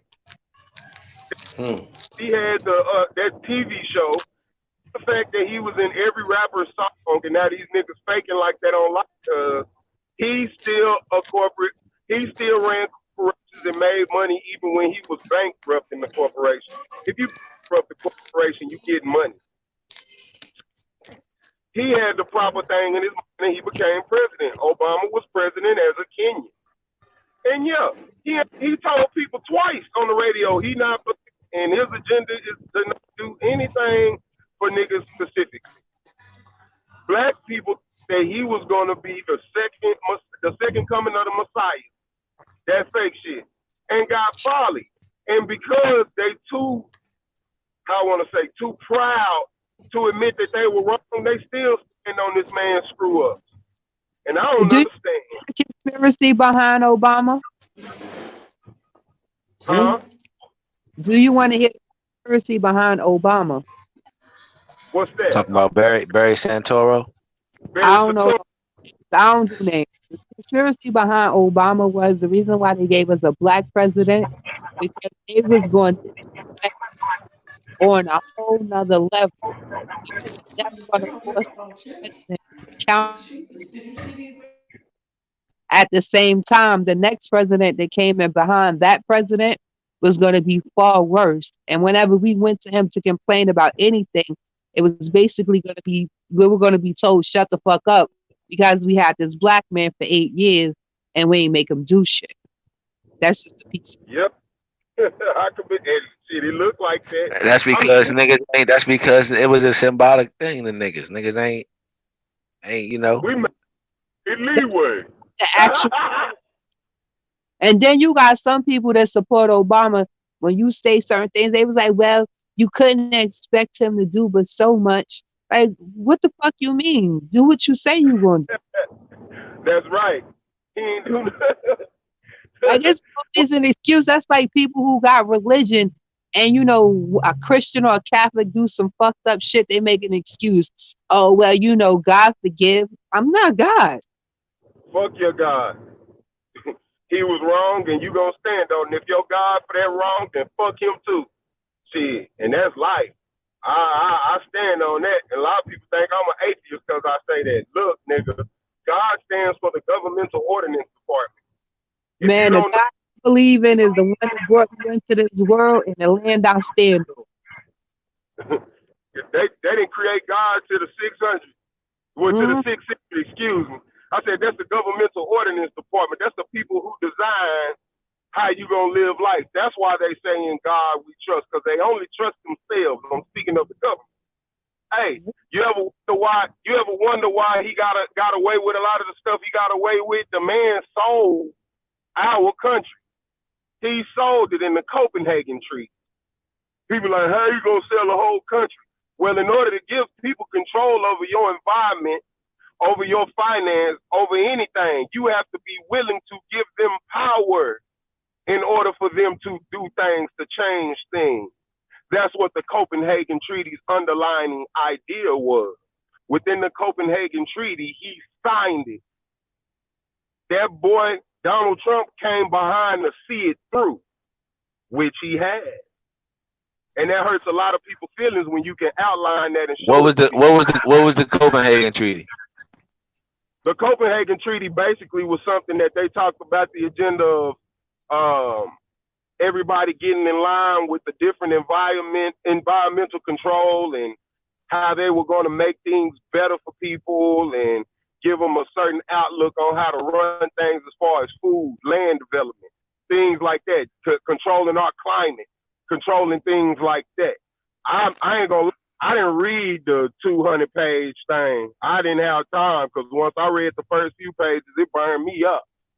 But then when you see that man's signature on that paperwork, I said to myself, and this is just me saying to myself, I'm not talking about what nobody else spoke on, because that's not something that you're going to hear in the average news broadcast every day. That'll blow the minds of too many people. But what I said to myself was, if he signed that, he had to read it, or he had somebody else read it and give him the gist of it. If you signed that, knowing that these people have nothing good lined up for us, nothing good, and you claim you for everything. It could have been signed under duress. You know what? In a way, yeah. Because if you work for certain people and you know this is what they see you and you do it could be punishment, that's duress. That's duress. That's the level of duress. I couldn't believe that, but then at the same time, like my man said, stand up and be a man, be a warrior. Even in well, you don't get to be president if you're not willing to do what they want you to do anyway. So I guess, hey, it's out the question. But man, somebody need to get into position to where they can, man, just stand up. You say, no, I'm not gonna do that because that's not good and that's gonna destroy something. They'll get rid of you quick. You know, Kennedy did it. They'll get rid of you quick, real fast. They'll take care of you. The truth of the matter, Kennedy was killed because he fucked around on his wife and she came from one of them poor families. That's true. But then also too, he was talking a lot of stuff that them folks wasn't cool with. Hey, this is how we run us. If you don't want to run us like we run us, get your ass somewhere. And he wasn't trying to get his ass somewhere. He was actually trying to get rid of, and there many proof that he was trying to get rid of Federal Reserve. Ain't none of that since 1541. Ain't none of that, brother. We run the world with these banks. We're Lombard bankers. We run the world with these banks. And if you're going to do anything, you're going to do it through us. And if not, cool. If you plan to destroy us, we'll get rid of you. That was the whole reason why they got rid of Hitler, because Hitler wasn't trying to go through the Federal Reserve. He was trying to create his own currency. That's why they destroyed. I mean, do y'all think that that's just a European thing? Like they probably preside over Europeans, so-called? Do you think that's like the whole world, literally? Because I mean, you know, I mean, we can't, as far as the USA military, they can't go everywhere. I mean, they can, but they really can't. So, like, is that like everybody that we speaking of, or is it just like, you feel me, like just other Europeans? You feel what I'm saying? Well, now But you I tell think you about, what. Okay, so you think about how much the Europe, how many different countries or continents that the Europeans actually run. yeah, because a lot of these businesses that's out here, that's big money businesses, they reside under Hello? 13 of the hello. Hello? Yeah, a lot of these big money businesses out here reside under the 13 Federal Reserve Bank that we know of, and there are more that we don't even know of. It ain't just 13, because 13 of them ain't gonna control everybody. It's more of Yeah, man. These are facts, bro. You know, this is what we got going on, y'all. Like it's going down. Um, but getting back to the subject at hand, um, warriors. You know, how do how do you tap into that without being destructive? You know what I'm saying? I think that's another thing that we got to talk about. How do we them. manifest the right type of energy while tapping into the warrior spirit? You know what I'm saying? So kind of want to talk about that from you brothers. That's deep. That's deep. Well, one thing is you got to be willing to die to live. If you get what I mean, you got to be willing to die to live. An unwavering spirit will always conquer everything, anything. Look at the boy Che Guerrero, Chi Ali. Look at what's the man down in Cuba, man, that they killed. What's that boy name? People don't like to speak on him. Castro, Fidel. That man was willing to die to live, but he come from growing up in a revolutionary army, and he understood what he had to do. A lot of people believe a lot of people bad because of how they get painted and the perception of individuals than the actual design of the blueprint. See, a lot of people don't take the time to look at the design of the blueprint because of their perception of the individual. And some of these blueprints that these individuals created were beautiful. They were beautiful.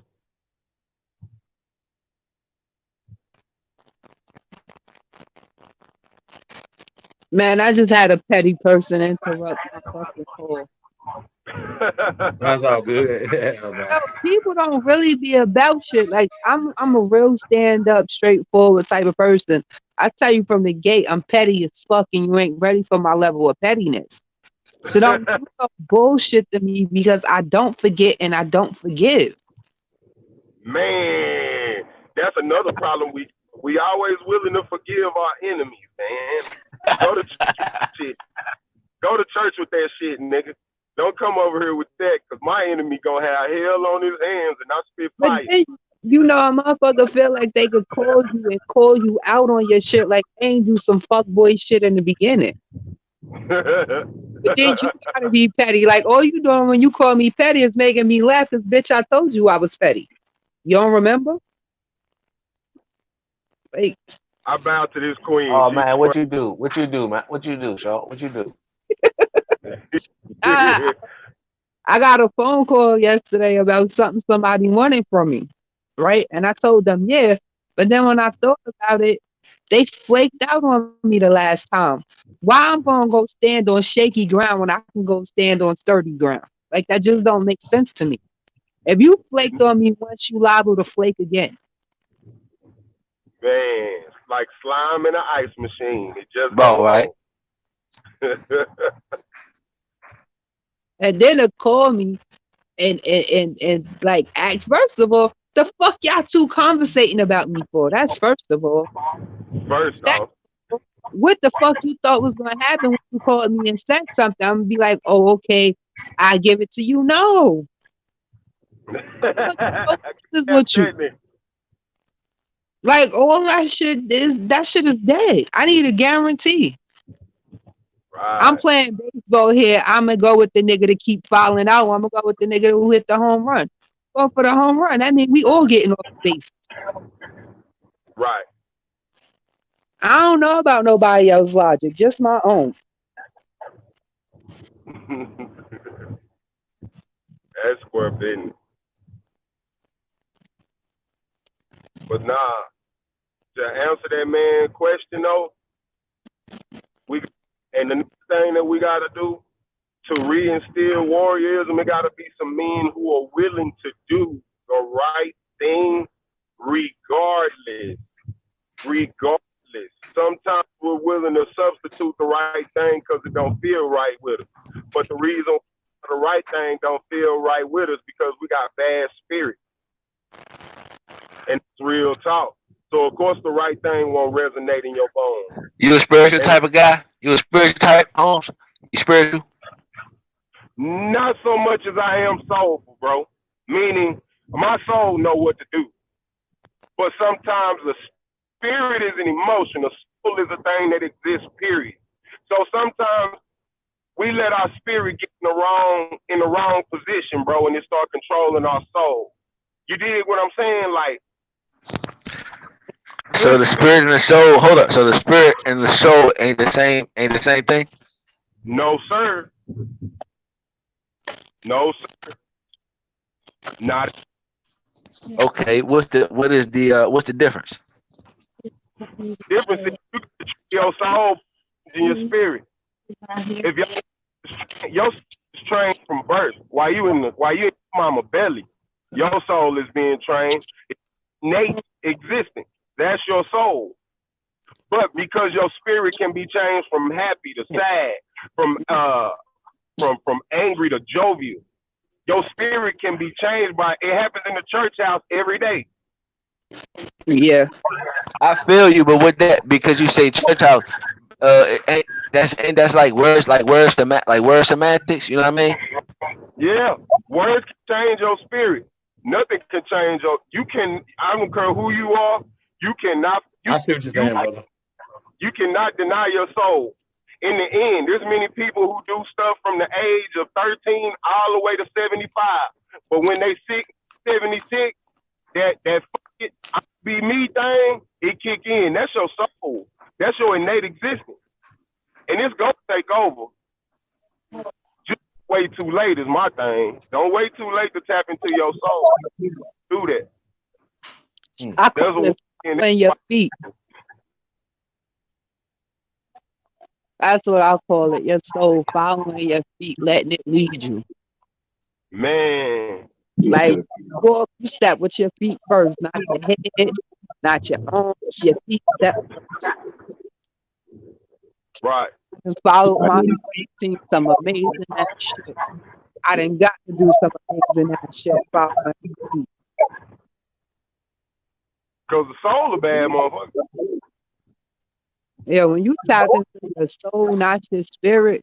So what's a good way? How can we tap in, right? How can we tap into the soul? What's a good way to tap into the soul? You gotta spend some time by yourself and find out what you really, really made out of. That's a I can tell you how I did it, and you can do everything I did and still not get the same results. Okay. Like, everybody's journey is different, so to follow somebody else's journey ain't gonna lead you to where you need to be at.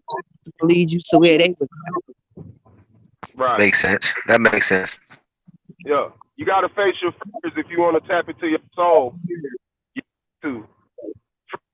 Fear make you run with your spirit. Facing your fears, lose or draw, that'll make you tap into your soul. Man, I'm trying. Okay. My spirit is telling me, bitch, be petty. But my soul, like, doing it right now. My spirit, like, nah, bitch, be petty. My soul, like, nah, we in the middle. That sound like God and the devil. Call it what you want. A man with an alter ego, God in the ooh-wee, what? Ooh-wee. I do that today.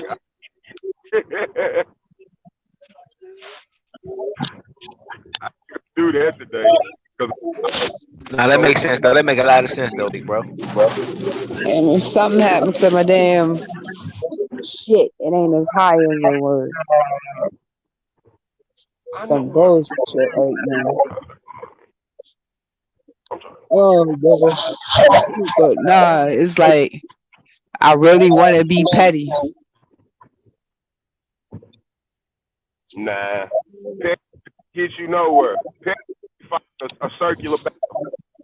So it's a rotating door that you can't walk out of, man. Why you want to be petty? What you want to do?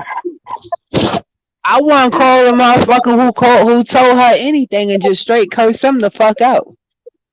Because as a man, there's certain things that you shouldn't be doing as a fucking man. Sound like it's a bunch of pillow talking. Nah, ain't no pillow talking. Did you see the price of the Ain't no pillow talking at all. I can't even sleep with somebody in the bed with me. So no, there's no pillow. Why not? Why not? I like sleeping by myself. You married? Nope. Oh, okay. She said nope. I don't see me nah. That's just not. I don't see the point in that. Right. People get together to cheat. Why cheat when you can stay single? Marriage is a business. Exactly. That's the most clever shit I've ever heard in my life. Nah, it is. It's a contract. It's a business. No. Yeah. I get the marriage thing. You said people get together to cheat. Yeah. How many And- faithful people? Wait, let's do a That's show of out of hands real control. quick. I can't agree. Wait, let's do a show. Let's do a show of hands right now. How many relationships you got into that you cheated in your life? Whether One. if you was married, girlfriend, boyfriend, or however, whether if you had kids with this person or not. One. You still did it though, right? Yeah. Okay. But you got to know what's behind it, you know. Not just You gotta find that right partner. I haven't found that partner yet. So why I'ma play games and get serious with a joke? okay, that makes more sense. I thought you were just saying like, you know what I'm saying? Like just you only get with people if you want to cheat. So you saying I'm saying most people get into relationships and all the fuck they do in their relationships is cheat. Most of the people I know, male or female. They I want mean, that You can only speak on your environment, and in my environment, everybody fucking cheating and they unhappy. God damn, what kind of environment you live in? A whole bunch of savages. Shit. It's you, baby. Huh? Bro, say what type of environment you in? Shit, I got cousins. I got boy cousins who be having all their girlfriends, baby mamas, and wives living in one house. I got an aunt that did the same thing. That don't sound like savagery to me. What's wrong with that? Yeah, that sounds like progression. That sounds like Shit. That's just the people who was able to be adult about it. The rest of them motherfuckers is creeping. Oh, okay. Full See, frontal you know- exposure. There we go. Huh? Full frontal exposure. There we go. The Yeah. difference between the being knowing and being in the know and in the unknown.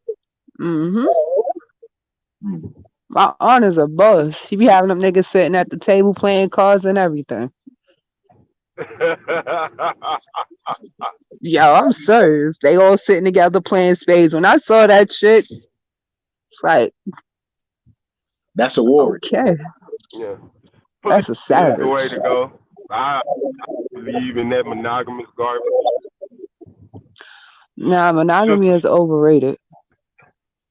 Yeah, Sister Shahrazad Ali said, nowhere in our history, period, European man got here where a motherfucker considered the being with just one person.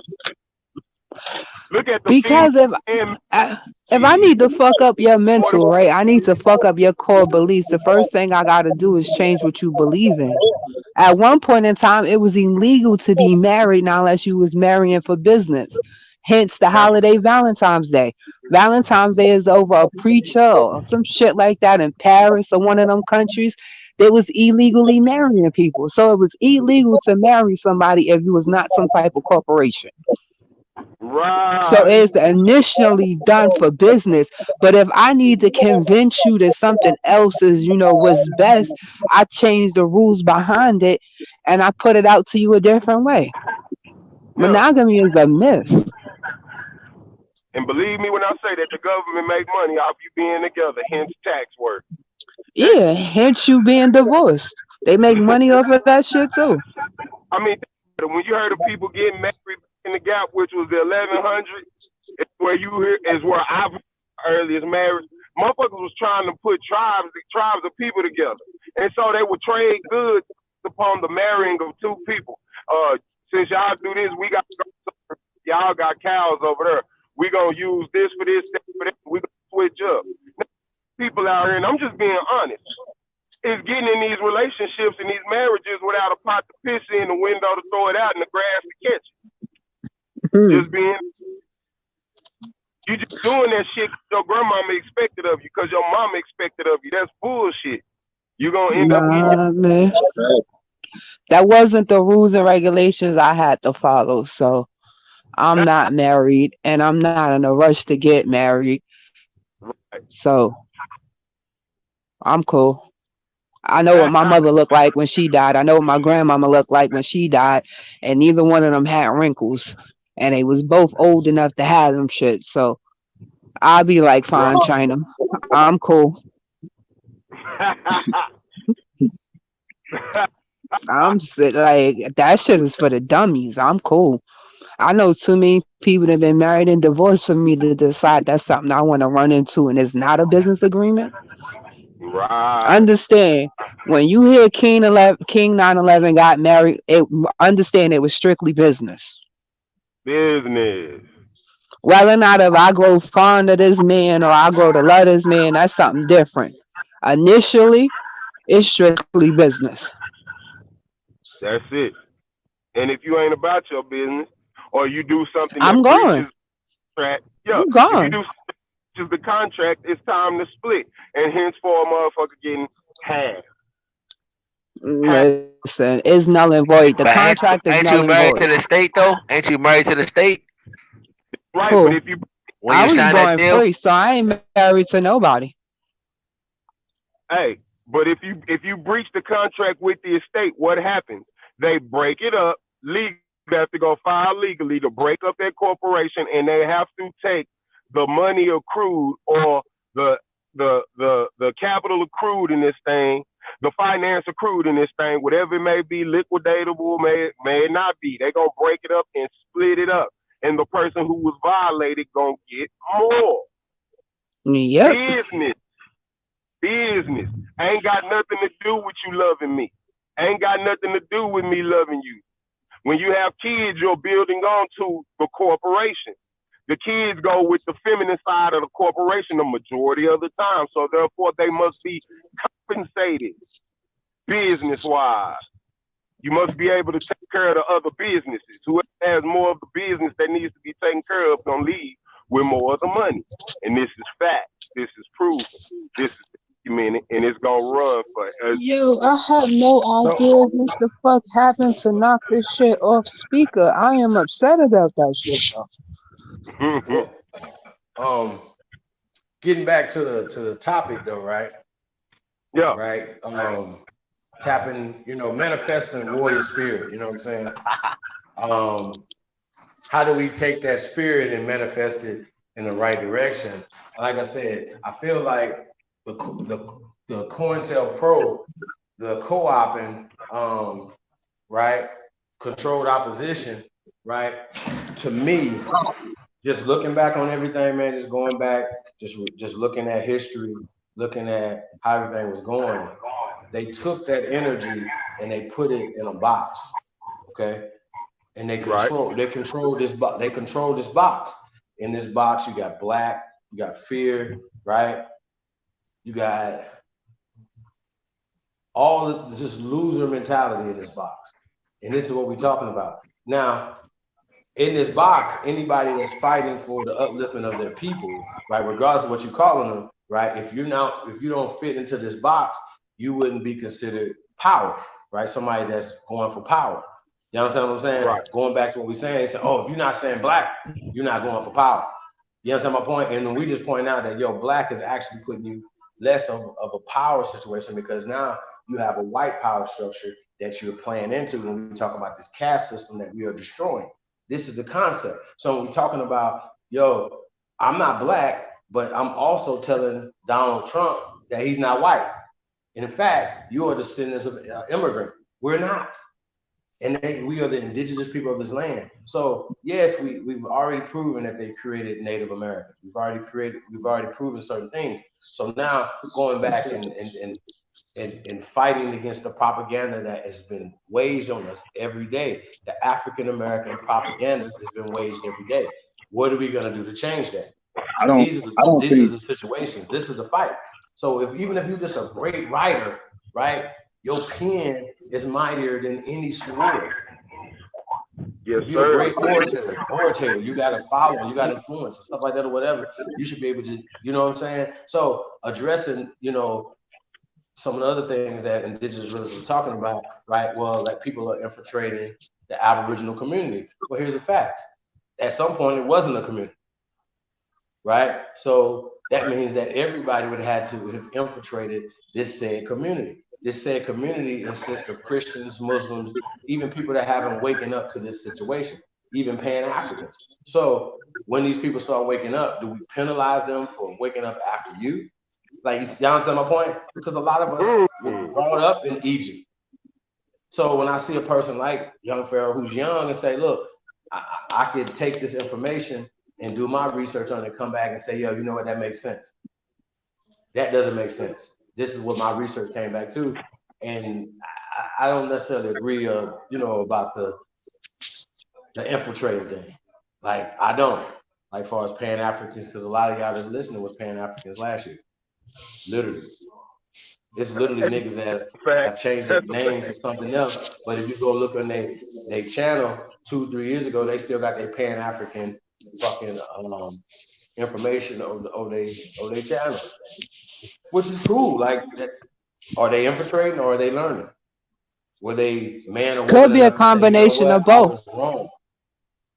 Yeah, no, and it could be. That's the whole thing. I feel like, these judgments. The one thing we gotta understand above all others, right, is nobody wants to believe that they was made a fool. Nobody wants to believe this made a fool. That somebody got one up on them, that they was misled, misdirected, or anything. So they gotta get past their own shit first. They gotta, go. No. Huh? But they like a lot of them still call like that. Don't that mean that they want to be made a fool?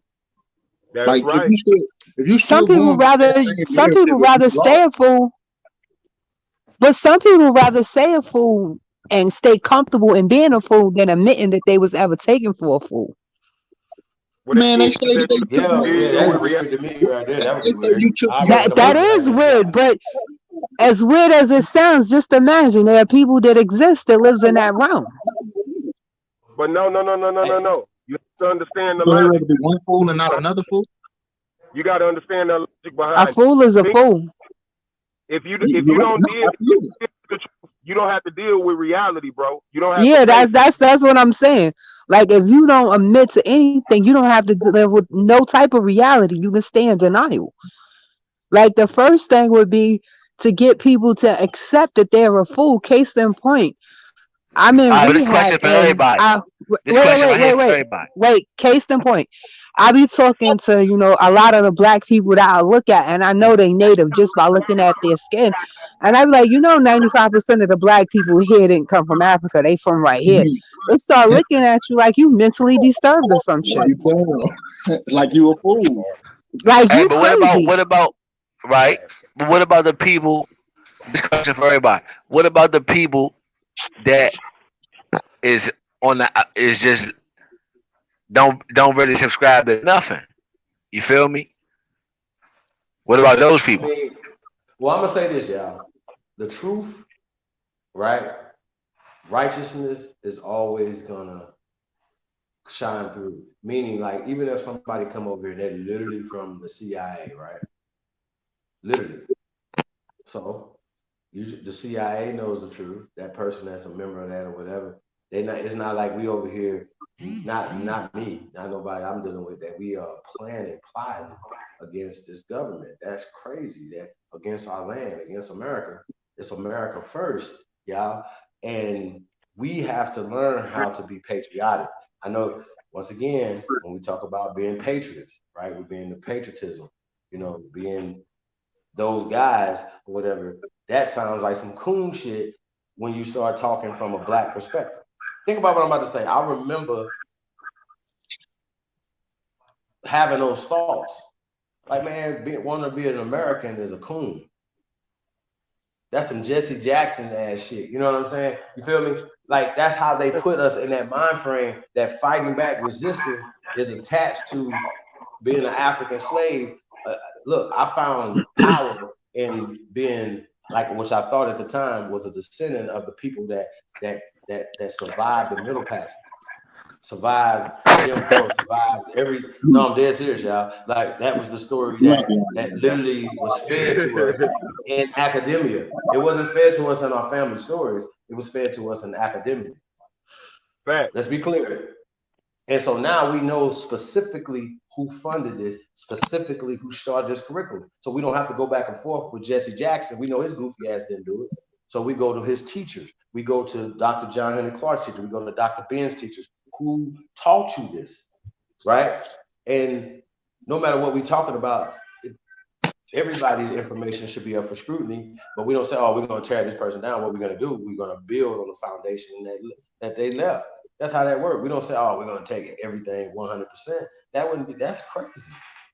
But see, that's the thing. You never go back and do dumb shit that we didn't do before. So I feel like not knowing who we are is the reason why we're not tapping into our warrior spirit, right?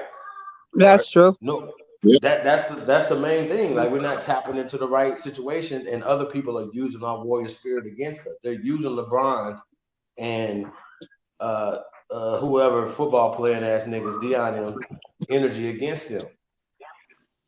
Zion's energy against them. Yeah, I'm telling you. But do you not think that they just in their perspective roles, like niggas like LeBron and like Deion Sanders and shit like that? And they get paid. I mean, but being a former athlete, they just on the gladiator side of things. It starts little. The ultimate goal is to be the best basketball or football player ever. I call that shit the Hunger Games. I mean, that's the real Hunger Games. Can we not respect that though? I mean, I hold those guys into high respect. Why? I respect Vince McMahon right now. I respect Vince McMahon too. I respect that right there. I respect niggas that's willing to say, all right, y'all ain't gonna let me do it right there. Okay, well, I'm gonna go over here and do my own thing.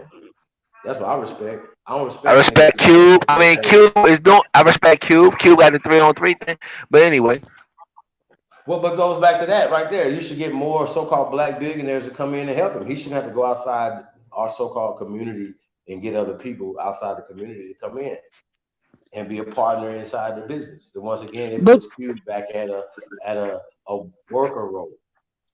But you understand the logic behind that, right? Of course I do. You know why they don't come and help? Because how they said is, I come and help this man, now I get blackballed. One of, rich people's biggest fears to go back to poverty. I'm surprised. Like, to them, that's the worst thing that can happen to them. That's not rich people. I'm surprised that they even having those little brunches and shit.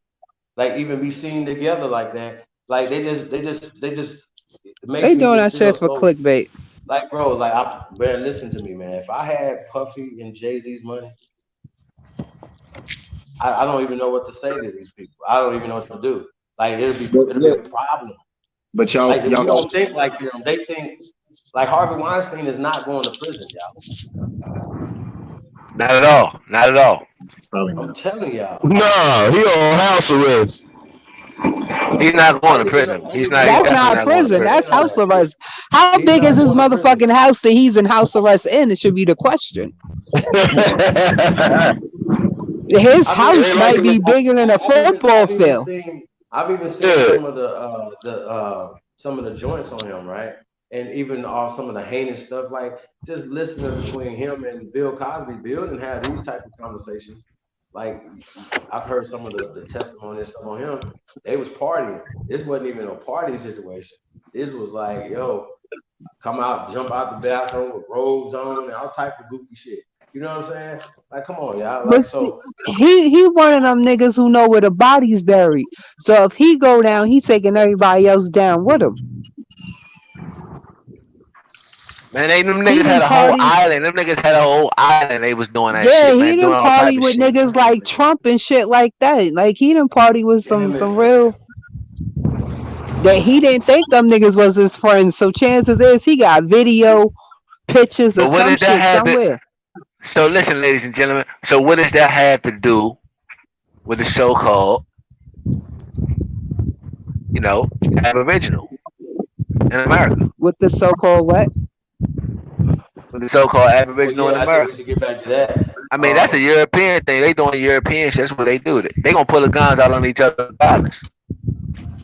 Well, it goes back to another thing too, though, right? Like when we talk about the media, right?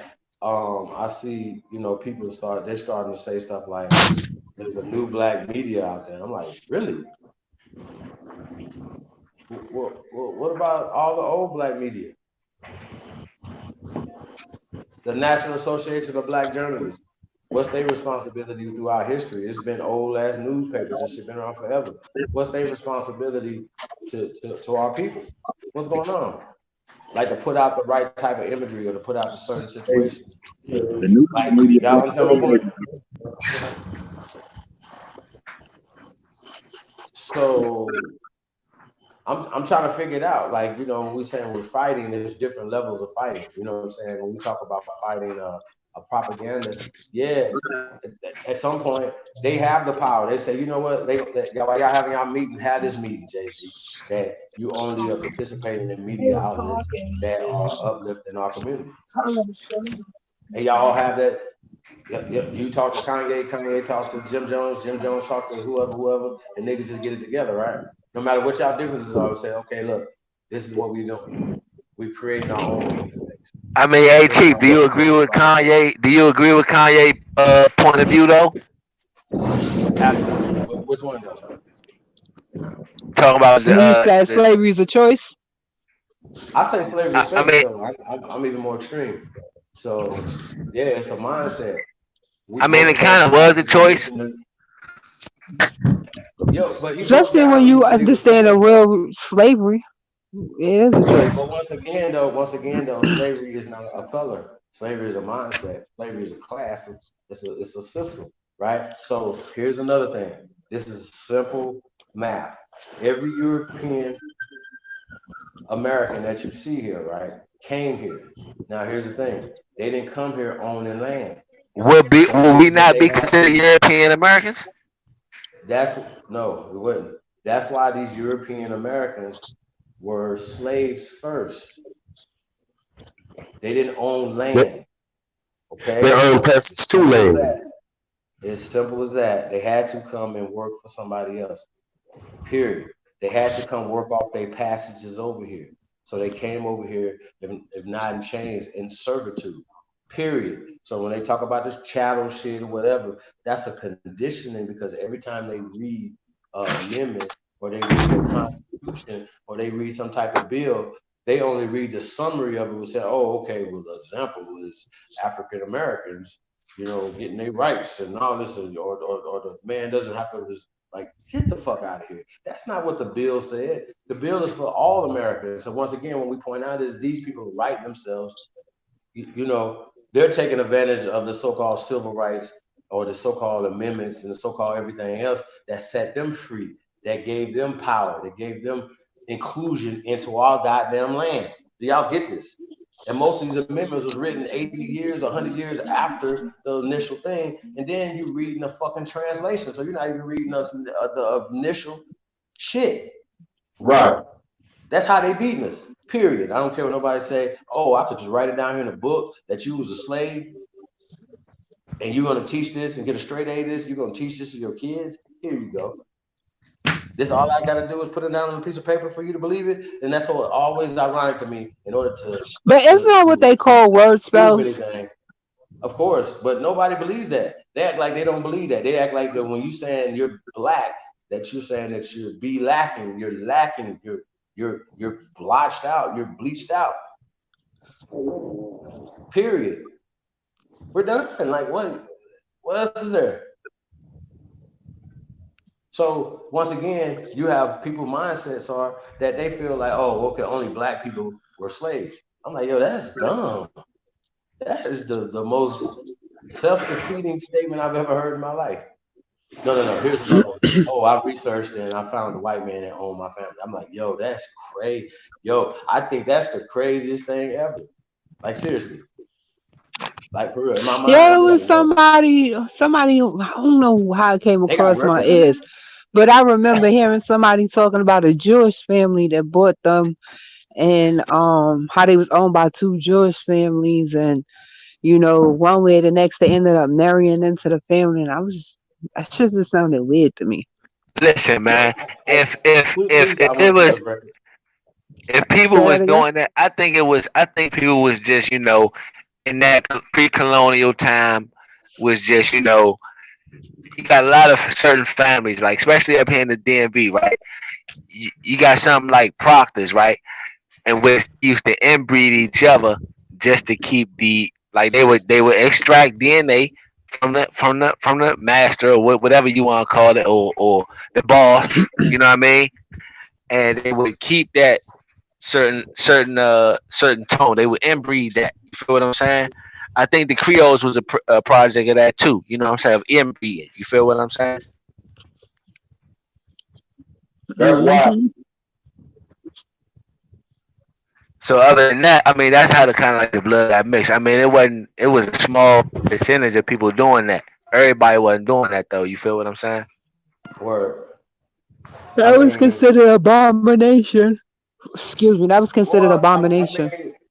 I mean, it was just like Nah, they anything was else. grafting. They were grafting they shit out. They were just grafting the shit out, like grafting the But it aboriginal was still out. You considered feel?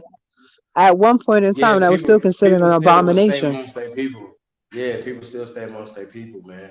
Like that shit wasn't That shit was basically they blasphemy. trying to It do wasn't. anything It else. wasn't pronounced as far. It wasn't like rampant. It was small little pockets and shit. You feel what I'm saying? It Right. wasn't. You know what I mean? It wasn't like all that. It was like because even up here, like I said, like in DC, Maryland and shit, it's certain families that are known for that, and they still carry the gene to this day. But the other so-called aboriginals that live amongst and around them don't have that gene and live so close they could have that gene. Some people, what I'm saying, might have made it with them, but it wasn't like that. You feel what I'm saying? I understand what you're saying, but it still doesn't change the fact that that was considered blasphemy or abomination at one point in time. You think about it, it was illegal to be gay at one point in time, but now they can get married. Well, So was it illegal? Was that is that yeah, real? it was actually illegal. Very, that shit was Like I punished don't know by about death. that. But I in the don't know. '80s, that was considered a mental disease in the '80s. Wait, I Yes, can't hear the sir. other person. What you say? I said Somebody was saying was that legal? Not you. that was considered a mental disease in the '80s. Not you. Somebody else was saying something. Oh no, I'm saying that was completely illegal. You couldn't do that, Yeah, and if you did do that, it was considered to be Yo, you can be punished by death. You could be punished by yeah. death. That wait, happened hold to on, hold the on. So this was a national law. This is a in federal America, law. yeah, it was illegal. Y'all sure about You could that? go to jail for that shit. But See, hey, I don't know about that. for what the Like I big homie haven't said, like Harvey Milk these changed laws. that. Mm, but these niggas been homosexual for a long time. But So they've Yeah, been homosexual like behind closed doors. King James was very open about his. I mean, but like I don't know, man. Like I'm going back to that. I still haven't seen these King laws, James was messing with the but guy. it's not in the Constitution. Lord Buckingham of Buckingham Palace, Now, and he was now Yeah, messing with his I'm yeah. shit. saying, but you do. It goes back to having a religious overtone of the government, right? Right, So we know that different religious sects came here and set up shop, set up the government right. structure. That you know what I'm saying. So a lot of times when we hear about certain laws, I'm using this as an air quote, like some of them don't necessarily be laws, but basically how they was moving in certain little sections. Right. Man, look, Well, whether if it was you call over actual here law with this in shit, we gonna Congress, stone your ass.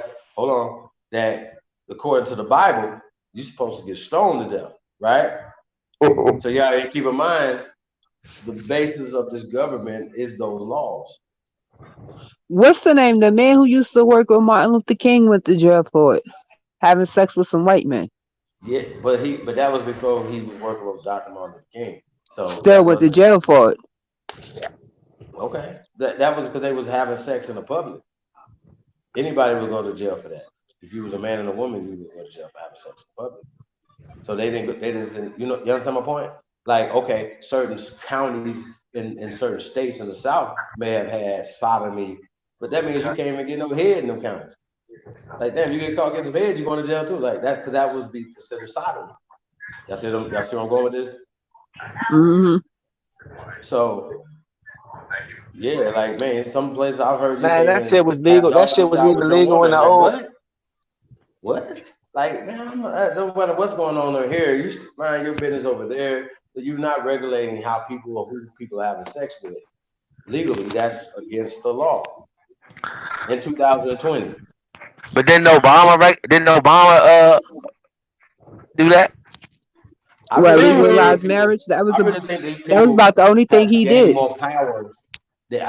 Well, when we talk about Bayard Rustin, he literally said in the 80s that the new civil rights was the homosexual movement. That's what he said. I'm like, yo, bro, why you even have to have a behavioral fucking movement?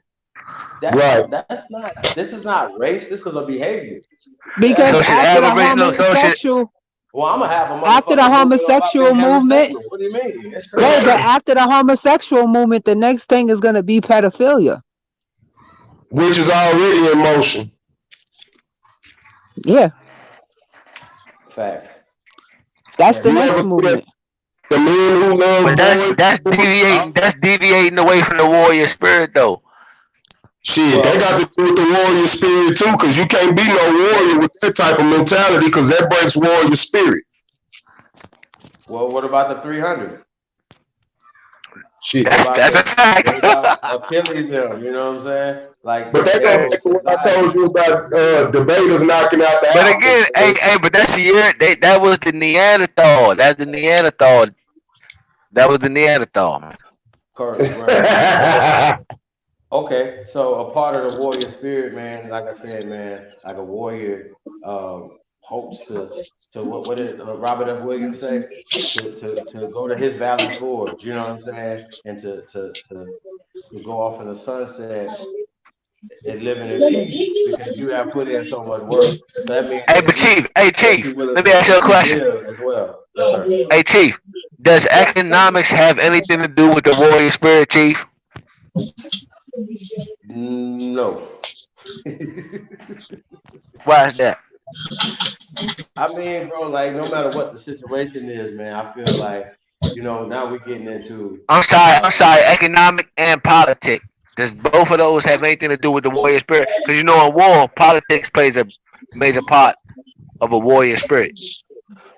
Well, now I'll tell you what. I'm sorry, because I ain't the chief. But can I answer part of it? Can I answer part of that? No, I was just saying. Go ahead. No, I mean, think about it. In World War II, I can't remember if it's 1 or 2, but they ran out of money. They ran out of money. Let me stop you right there. World War II. How many of us got ancestors from World War II, B? Got what? How many of us got ancestors from World War II? I totally understand about World War II. We won that on the ground. Okay, but what I'm saying is, without money, we developed firearms in the battlefield. That's how you get a spin gun. They was using old parts from depleted trains and bombed out stuff that had metal left over, and they used it to develop firearms, bro, in the middle of the battlefield. And that's word. That's warrior spirit. Taking what's around you and being able to utilize it as a weapon, bro. our situation that we're in can be utilized as a weapon. A spin gun wasn't something that was manufactured in a factory. It was manufactured in the middle of the field. They had files that were in their Hold on, back. and in the middle of what field? The battlefield? Yes, sir. Okay. They took files out their backpack and filed out insides, rasped out insides, found metal that could be placed on the inside, built a bow carrier group, took That's tubing and true. laid a burn, and they built a gun bow in the middle of the field. They had more ammunition than they had firearms, and they found out what to do with it. Individuals like us have a lot of depleted buildings, dilapidated housing, and all this stuff that we could take and use to build fundamental economic structures that we could use to build fundamental governmental structures. It's nothing to buy all neighborhoods and lands and incorporate them and put your own rule and law in them places. Right now, if you got some money, my suggestion is to come buy some land up in Baltimore because they got blocks. They got whole neighborhoods right now. It's just But eat what you can. ghost towns. Yeah, I'm already shot for like $2. See, I'm about we to can do it. We can beat the whole thing. We can beat them. I mean, but it goes back to everything that we're saying, though, man. I mean, tapping into that warrior spirit, right, and then manifesting that energy in the right direction is what we should be talking about for the youth, right?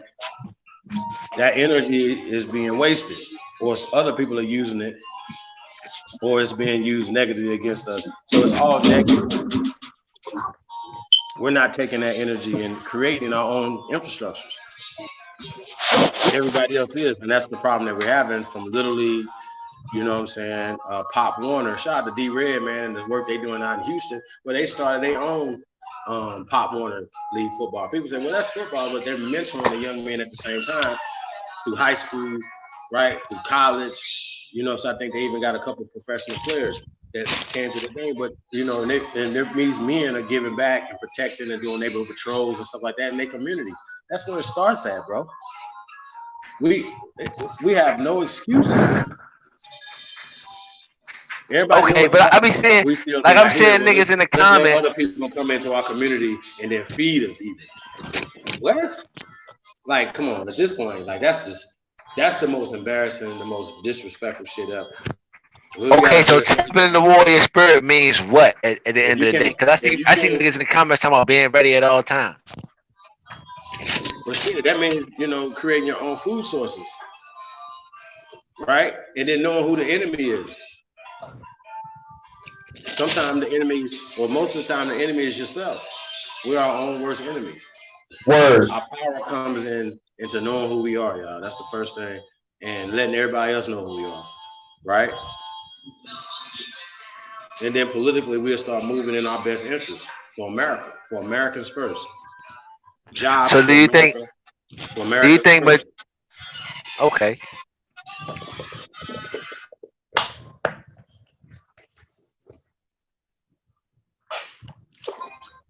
What you say, bro? He was talking to somebody in the comments. Okay. Nah, wasn't my bad.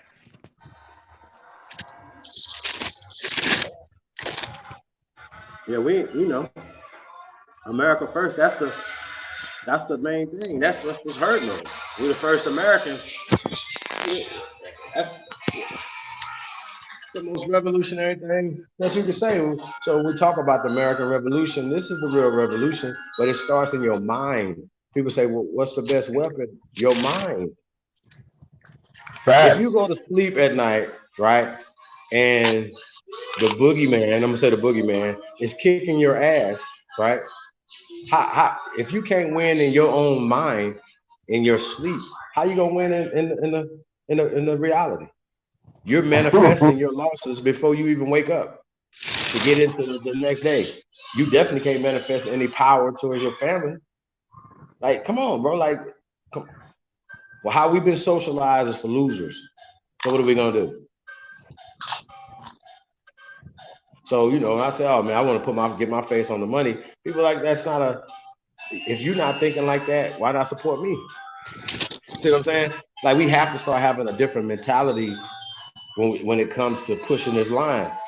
It ain't just like we come in waving the red white flag. Like, well, I'll take this. Nah, nigga, like I want it all. Now let's start having that. Let's negotiate from okay, all of it is mine. Now what? Because Poland is over there. You can go home. Everything that y'all doing here, you can go home and do that. You ain't gotta take advantage of us here. Like NAFTA, all this shit. We knew that it was just a second Clinton administration, right? Once Barry got in office, because he had literally the same administration that the Clintons had. All his advisors. Right. Think about that. And they was locking niggas up too, left and right. Come on, man. So, like, we make all the excuses in the world for everything, man. No, time out for the excuses. Patrick Duvall would have been a way better president than Barack Obama. Think about that. Ain't nobody talk about putting him as the president. Y'all want to see Elizabeth Warren be the president before that. Are you a liberal? I'm a realist. You know what I'm saying? Like I don't like I'm more conservative than liberal, right? I really am. Great. Yeah. You know what I mean? When it comes to that situation, but certain other things, you know, I feel like America should there shouldn't be no fucked up Americans, that's for sure. Nowhere. You can call it welfare, whatever you want to call it. No, there should be no fucked up Americans in America. But is it true that that so-called Negro or Aboriginal is the lowest on welfare? What you mean the lowest on welfare? What does that mean? Versus everybody else, versus the Caucasian and the so-called Indian that receive check after check. Why do the so-called red Indian that's up there like from like St. Louis to Minnesota and all out there, why are they receiving all these extra checks and grants and shit like that? To control the flow of resources. I mean, what goes back to, you know, if they are not the true Indian or so-called Indian. To control the flow of resources and to represent a picture that they want to paint. They don't want the people to know who the real Aboriginal is. So they tell you that their other man is, which is not true. But if you keep broadcasting that to a people and then putting resources in that direction, they don't say Aboriginals, they call them Indians or they call them Native Americans. You know what I'm saying? They call them those Aboriginals. They even use, I never heard that before. And once again, no.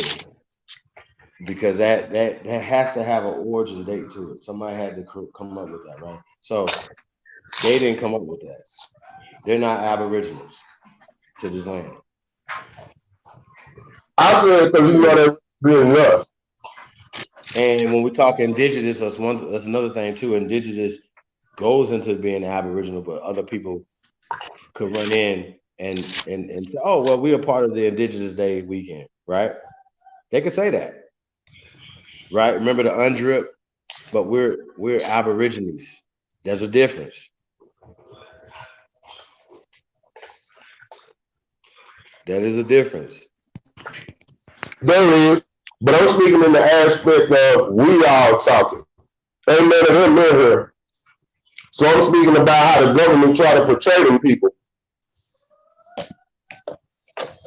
I mean, so are they getting a check? Either. So look, are they getting a check? Are they getting a check because they got wiped out?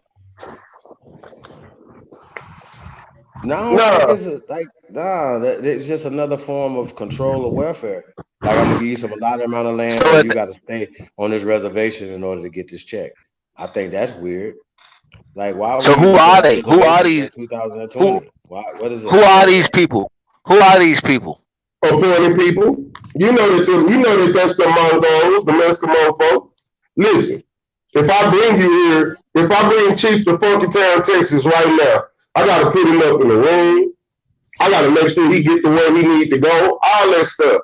If I bring you here, I gotta take care of you. They brought them people here to replace us. They brought them here, so they gotta take care of them. Right. Simple.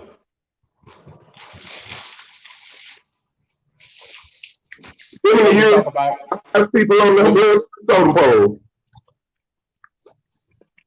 what's that? I said, them and the Europeans are the highest people on the welfare totem pole. Oh, they European? No, I said them and the European. The Caucasian individuals, yeah, they're the top of the list. The next is the Mongols. After them come the Africans. After them come the Asians, Indo-Asians, Euro-Asians, and the what they call them people? I can't think of their name, bro. But them you the talking people about? On what list? On what list? on welfare and social subsidies. But I used to tell people this all the time. I still do, man. Don't look at it as like something that's reparations, that's restitution. So get what you can get. You know, I'm sorry. You know what I mean. However, we shouldn't have to be put into a position to where we can't grow. You know what I'm saying? I want to be a part of a day where that's not even prevalent in our community, because we can take care of our own. We manufacture, we produce, and everything that we already manufacture and produce, we control the distribution of it. See, that's a word that nobody want to understand, the distribution of something. Right? Like we make shit, but then we still have to go to them to distribute it. So now somebody said they Persians. Who's Persians? Nah, Persians come to this joint with money. Believe that, please. Well, I mean, you know, a lot of them ain't gonna be here unless they got money, bro. Hey, dig this, Chief. Dig this. In my neighborhood where I'm from, you know what goes on? The Arab will take his money and buy the Aboriginal people's food stamps and use it to put stuff in the store so he can cloud out major distribution. So he's not paying the government for it. He's actually using governmental money given to people to take care of their family in order to build his store up so he can sell that and make more money. So he's buying his stuff not even for a quarter on the dollar. I think that's great. He's very smart. Hey, that's economics, bro. Yeah, he's very smart. Hey. That is smart. You know? Super smart. But we gotta get it together, bro. We gotta get it together. Seriously. Like, we gotta demand better from our people, man. Like, seriously. Like, for real. Like, his play talk. That's one thing I do like about Dame Dash, man, that he talk that shit. And he ain't lying, you know what I'm saying? You know, we talking ownership, we talking certain things. So we got to start moving in different directions. Once again, we wouldn't be at the bottom of the social ladder if we was at the top of the economic ladder. Right. Nobody at the like, the reason why the Jews have so much power is because they're at the top of the economic food chain. So they can cut motherfuckers' checks off. Period. Are they really at the top of the economic social ladder? Absolutely. You better believe they are. Globally. Absolutely. No matter what you say, absolutely. And that was what every war that's damn near been fought in the modern time periods have been fought about. Is about think about who owns the Federal Reserve banks. Getting in line. The Jew is a European at the end of the day, is he not? He's a Neanderthal at the end of the day, right? Well, I don't know about no Neanderthals, but yeah. Khazarians. Absolutely. Khazars. We're going to get down to it. And that's why we talk about Vlad, for instance, you know what I'm saying? Like, you know, if say for instance, if he was to get interviewed, right, I would, if I was interviewing him, right, you would do research on where he comes from and ask him questions about his culture and certain things and why he left there to come here. Right? It'd be like, you know, you from the West Coast and then you left the West Coast to go to the East Coast. He'd ask that question, right? So it'd be the same question I would ask him. Well, why did your people come here and it was when you was a little boy? Da, da, da, da. See what I'm saying? See, Vlad answered the question one time. He benefits from being white. So I would snatch whiteness from him. You know, you're an immigrant. You're not white. Vlad answered that question. He said his parents were immigrants, but they came with money. His daddy ended up being rich from coming here. His mother and father ended up being rich coming here. He had wealth passed down to him as well. He worked for a lot of his wealth, and then he ended up using it to manifest it into more wealth. He already told that story. Yeah, I get a little bit more of that. He told that story. Because, you know, he a Russian. Yep. That Rusky came with some bread, bro, when he came here. All that immigrants, remember, it's two different immigrants. You got EM and you got IM. He never told you which one. He just said he was an immigrant. Yeah, I feel confused on that, but well, the EM comes to replace a people. IM comes to escape religious or governmental persecution and to try to build wealth. So if you're an EM, you coming with wealth to replace a certain group of people or help to break down the economic structure of a people so that another group of people can build it up and take over that land and those resources. I'm going to say he's an EM and not an IM.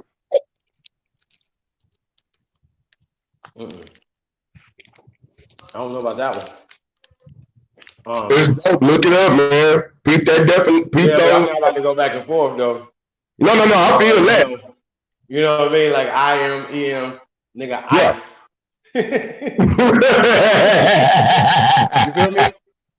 So going back to being the founding fathers, right, of this nation, that's what I would teach these babies.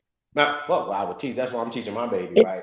That his ancestors that look like him are the founding fathers and mothers of this land, of this nation, of this government, right? And that everything that he see is his.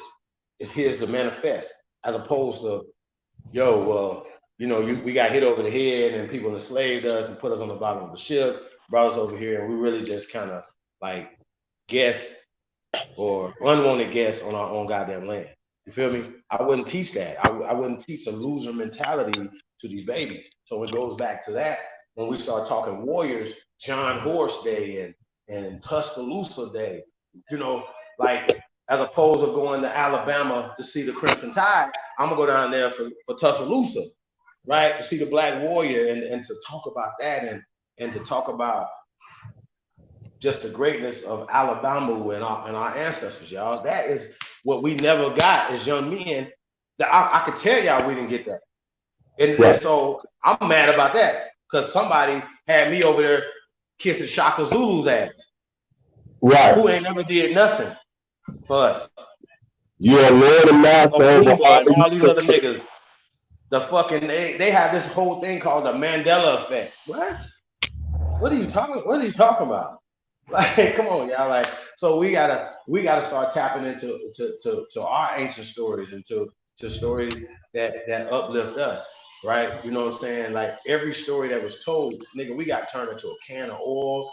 Niggas got, I mean, all type of goofy shit, man. You know what I'm saying? So I just don't believe nothing no more. So at some point, we have to be able to create our own stories, to create our own heroes for our children. But at the same time, too, we have to leave those type of legacies. So, you know, sometimes it ain't about the rah, it's about being effective.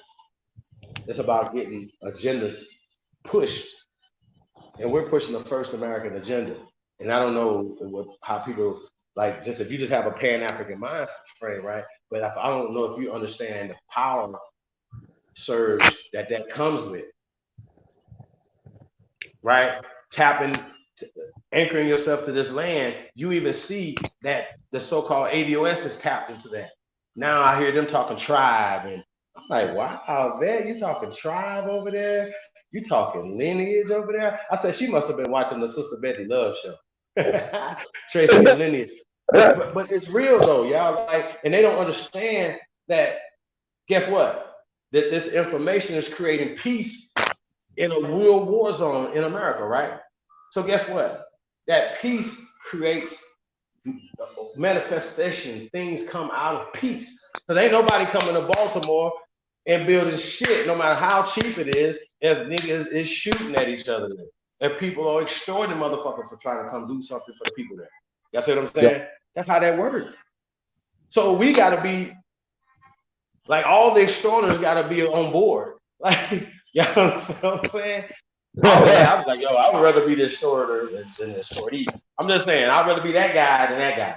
So if there's gonna be a choice, yeah, I'd rather be on this side as opposed to be on that side. I'm just telling y'all. So don't our suckers be like, we better not never let Chief them get into power, like let black people get into power because we're gonna abuse it. Yeah, of course. So why? So what are we talking about? So what are you talking about? See what I'm saying? You worry about the wrong shit. Whether or not I'm gonna abuse power. What the fuck is wrong? Yes, I am. So I'm telling you off top. Now what you gonna do? You know what I'm saying? You ain't gotta even wonder. Yes, I am. I'm gonna do what Trump is doing exactly right now. Pardon motherfuckers I can pardon, and you know what I'm saying? I'm award motherfuckers and shit I could, you know what I'm saying? Niggas act like y'all wouldn't do that. That's because they tapped into the false identity of what's called fair. Hold on, so you agree with Trump pardoning niggas? You agree with that, right? No, Trump agree with Trump doing what? Pardoning people? Getting them out of the hoosky? No, man, I can't hear you, man. Like, you breaking up. I said, do you agree with Trump pardoning people from out of prison?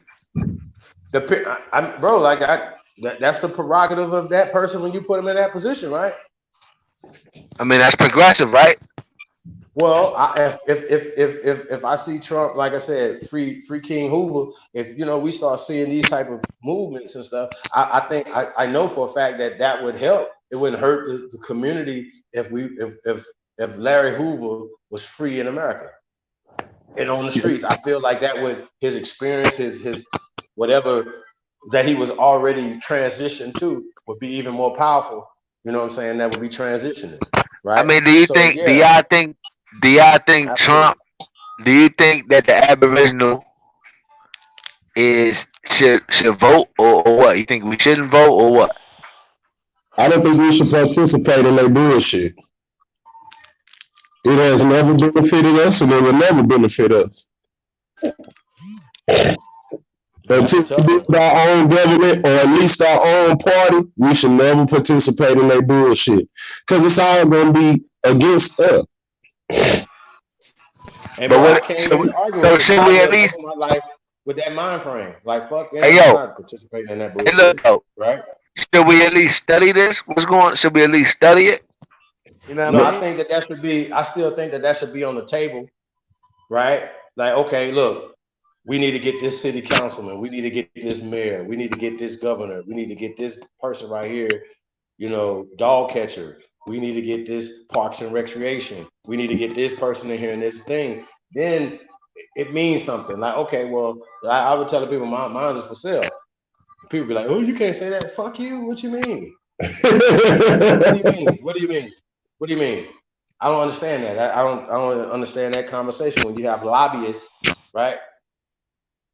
What are you talking about? You have corporations with all the monies in the world to dictate our reality in real life, and they take advantage of it. And they had a nerve to be talking about they spending so much money on the American people because of welfare. Like, are you serious right now? Nigga ain't spent the rubber nickel or a wooden dime on us and ain't planning on it. The only way they spend money on us is to build penitentiaries and bullshit schools in our neighborhood that don't benefit our economic growth or political structure, none of that shit. That's why they really hated Larry Hoover, because that man was gonna change that shit. When you get a whole city of Aboriginal people to decide to vote for a certain man that's gonna get money to make sure that he goes this way, that's dangerous to an individual who's trying to control the economic flow, the resources. That's Right. cold. Don't they got a sister now that's an Aboriginal that's the mayor of Chicago now, right? Right. If I'm not mistaken, if somebody can put a name in the chat room, we're gonna have to do do a story on that, man. Hey man, shout out to Windy City, man. Hosting the All-Star weekend, man. I think that was dope. They said it's gonna be in Indianapolis next year. And then Cleveland after that, man. So shout out to Indianapolis, man. Shout out to Cleveland. Shout out to the Midwest in general. That's our shit, y'all. You know, this is our land, man. Who got that motherfucker for that one, boy? They ain't gonna let him make it on that one. Nigga, you was finna do what and change what? Oh, we got to get rid of you. Facts. We got But that to just get. goes to show, man. Like when you make a move, you gotta make sure you sweep around your front door and your back door and your windows. You understand what I'm saying? Mm-hmm. Now that's warrior. That's warrior spirit right there. Matter of fact, let's call out some warriors too throughout history in America, man. Like I said, one of my favorite warriors is Robert F. and Mabel Williams. So rest in paradise to them. As an example, like he should have a holiday. They both should have a holiday, you know what I'm saying? Because it like if his wife would have been nagging him, like, man, I ain't going nowhere with you. We ain't taking the kids to Cuba, China, none of that shit. You better cut all that shit out. We might not even have that fight. None of that. Never been the deacons of the fence, none of that, man. You know what I'm saying? So like I said, salute everybody, man, that hold down, you know, people that's doing this work, man. Like I don't know if y'all know, but it ain't really that easy, and it's not as easy on your family members too, unless they really into it and they understand what you're doing. So salute to them, salute to the wives, salute to the husbands that hold everybody down, man. Like it's huge, y'all. It's next level. You know, a lot of people think warrior mentality or warrior stuff is shooting shit and taking it over. That's just not it. That's not it. That's a small part of it, but that ain't it. That ain't it. That ain't it. The first part is building up your mindset to have a strong foundation. And you got to be able to stand on that foundation no matter who try to shake that foundation. That's where it started. What you put in. I heard somebody say something earlier, man, that I fucks with heavy. You know, when I hear about the Yakuza, you know what I'm saying? You hear about, you know, I think about the Yakuza, I think about the triads, the tones. Yeah, you know, the ancient samurais, the ancient ninja orders, you know what I'm saying? You feel me? And then, you know, like, and it just starts translating over, you know, like one of my favorite movies of all time, y'all, like, is Hoodlum. Like, it's in my top 3, like 1, 2, like it's up there, like 1. Like Hoodlum. So they put in power. Think about what about the 13th Warrior? No, that was cool too. But from a perspective of this right here, right, that we have never. I can't really think of too many movies that put us in that position, right? Which was an actual historical piece, right? The Queen, right? Bumpy Johnson. These are real live people that really ran Harlem, really went to war with these people. When we talk about Cook, what's the brother's name? Not Sylvester. Sam Cook. The brother Cook, Carlos Cook, that went with ham salad out there. You know what I'm saying? Y'all follow me? Like you know, even when you look at the movie Warriors, another dope ass movie. Like, come on, like, yo, man, like, the power that we have, man, we don't understand, bro. We don't understand the power that we have, bro, in unity, in order. We didn't understand, man. I'm in like the 3rd episode of the Malcolm X show, right? I'm gonna finish it before I do a build on it, right? But just seeing the power of the Nation of Islam taking, you know, bona fide murderers, dope fiends, prostitutes, and cleaning them up and got them in uniform, bro. That's next level. That is. Come on, like we don't front like that ain't huge. Don't front. You understand what I'm saying? So, but the same way the minister, what was that, 95 had 2 million of us peaceful. Oh, come on, that's power. Who? Come on, A like, lot of you them understand niggas, what I'm saying?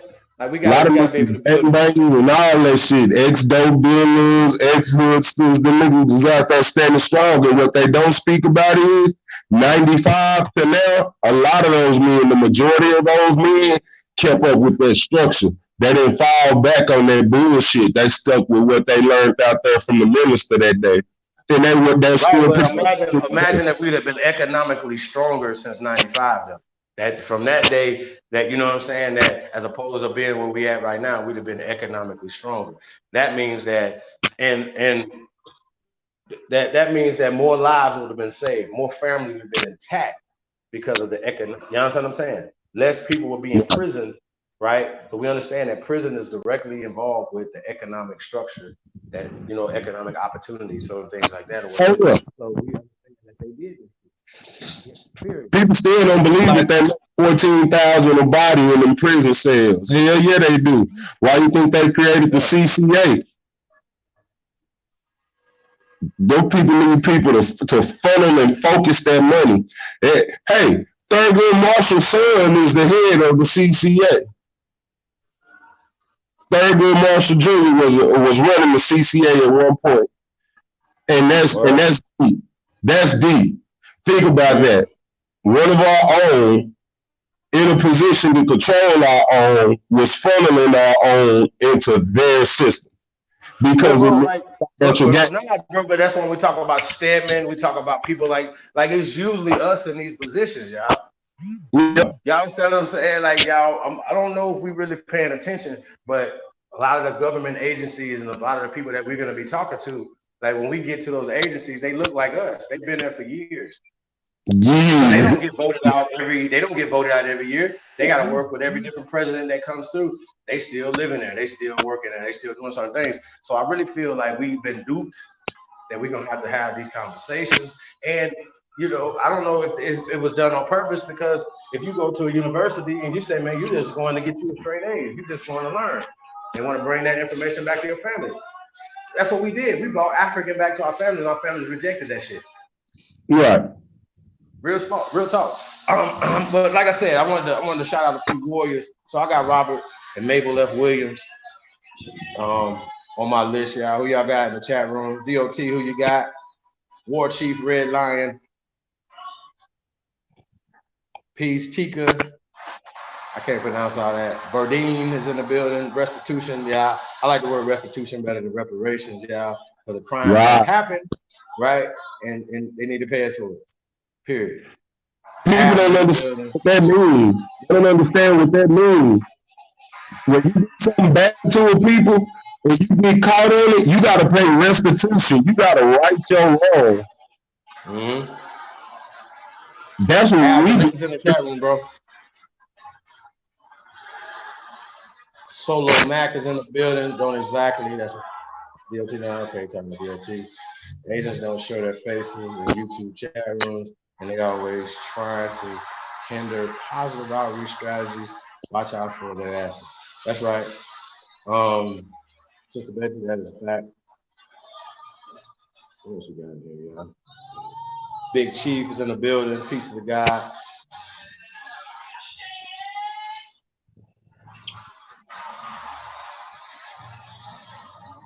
So you know what?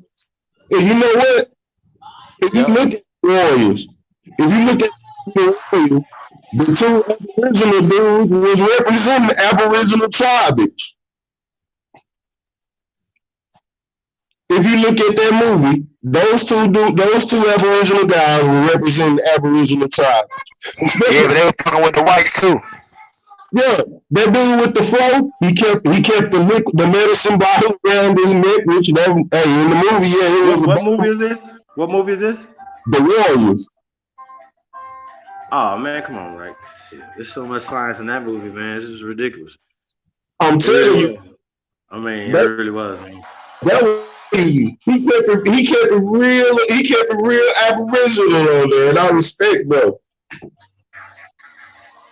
He did. And hey, and what's so cold? But When we think about when that movie came out though. Like Roots hadn't came out yet. That whole concept, like they hadn't pushed the whole African paradigm on us at that concept. So niggas was tapped. We had been tapped in. You know what I mean? Like that's just our culture. Like they get this black culture confused with like it's an African culture. Nah, this is American culture. Yeah, they just put black on it. They just categorized you. It made you start socializing anything that comes from your community that it comes from a black African slave. Like that's crazy. We're not Africans. We're not black. And we're not slaves. See how that work? Oh, that's for Jesse Jackson. Have y'all seen Gangs in New York though? You see how they was going? Yeah. That was post Civil War, man. Facts. I mean, they wasn't here like that before the Civil War. No, they weren't. They was not here like that, y'all. I'm telling y'all. And right, but they also showed that mass migration of foreign whites. You feel me? Right. They think I be wrong when I say for Irish people. How the hell you get over here and get some resources? You had to muscle your way in because you ain't from here. Nigga, they was throwing biscuits at them niggas getting off the boat. The other whites thought they was natives. You feel me? Factory. That's that homestead act. You feel what I'm saying? That's that homestead shit.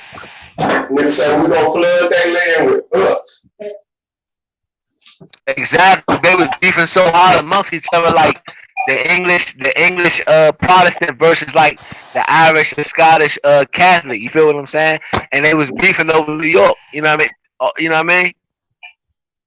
Hey man, and they wasn't beefing over color either. So that's another thing, man. Like people be like, "Oh man, this is a global racism thing." Man, y'all tripping, man. Like people in Europe don't trip on color like that. It's just when they come over here, they have to play the white card. They got to get into that political realm. You know what I'm saying? And the socialization or whatever. They have a whole different mindset in Europe that they have here. I'm telling you, they don't have the same mindset. People think that these people have the same John Wayne mentality. They don't. No, they don't. We don't have the same mentality. I lived there. So it would be different if I visited and, you know, I couldn't really talk. When you live somewhere, you're around people for a long period of time, you can see how they really are. So you know, like you think in a certain type of way and see something different. You see what I'm saying? Like, nah, man, it's not, man, like, bro, this shit is crazy. Like I said, racism, prejudice is un-American. The caste system is un-American. So when somebody try to use their whiteness against you, snatch it away from them. Because when they say that they're white, they're saying that they're participating in the caste system, right? They're participating in eugenics. That's a participant, right? So you got to put all of that in their lap. I can guarantee you they're going to be like, no, right? No, I don't participate in that. I don't believe in that. I believe in equal justice for all. Okay, let's start there. Do you believe that equality has happened? And if it was, would you guys socially or economically be in this position? No, you wouldn't. What happened to put yourselves in this position? Okay, 60 years ago, this happened. These things started happening 70 years ago, right? 50 years ago, these things happened. This economic warfare has been waged against the indigenous people of this land, right? Through every institution imaginable, through the church, through school, through medicine, right? Through every institution that you could think of, they have been pushing social genocide. Okay. Yeah, the church was the first thing. We can prove this. We can prove this with 100% certainty. That's what we should be working on. We should be suing for the Iran-Contra scandal. Right? Nigga, I feel like we should get restitution for that before some fake ass slavery that happened in the when you say the 1830s. Get the fuck out of here. Niggas is crazy as hell. Some damn Indians took that they getting enslaved and displaced, right? Starved to death, according to y'all.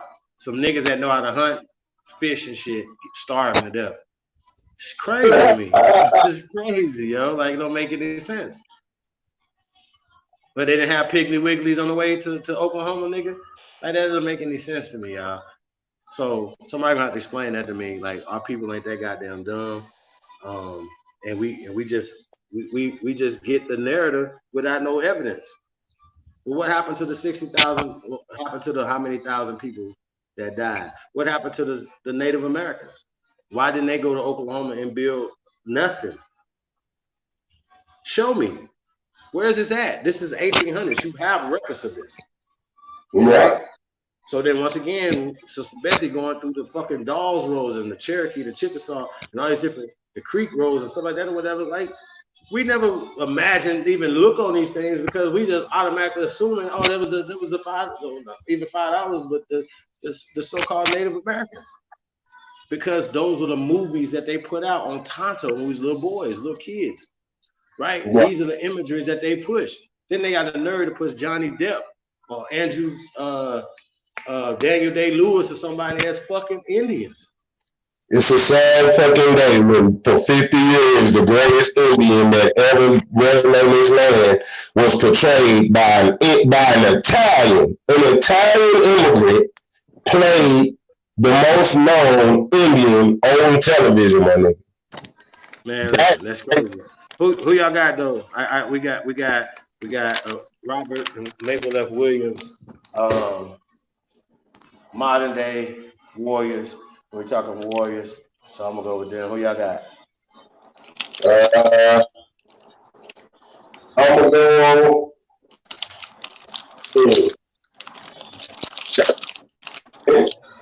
It's so many though. That's a tough one. You know what? Yeah, because I want to get back to the American heroes, man. So I guess this could be a part of that, man. How far back do you want to go?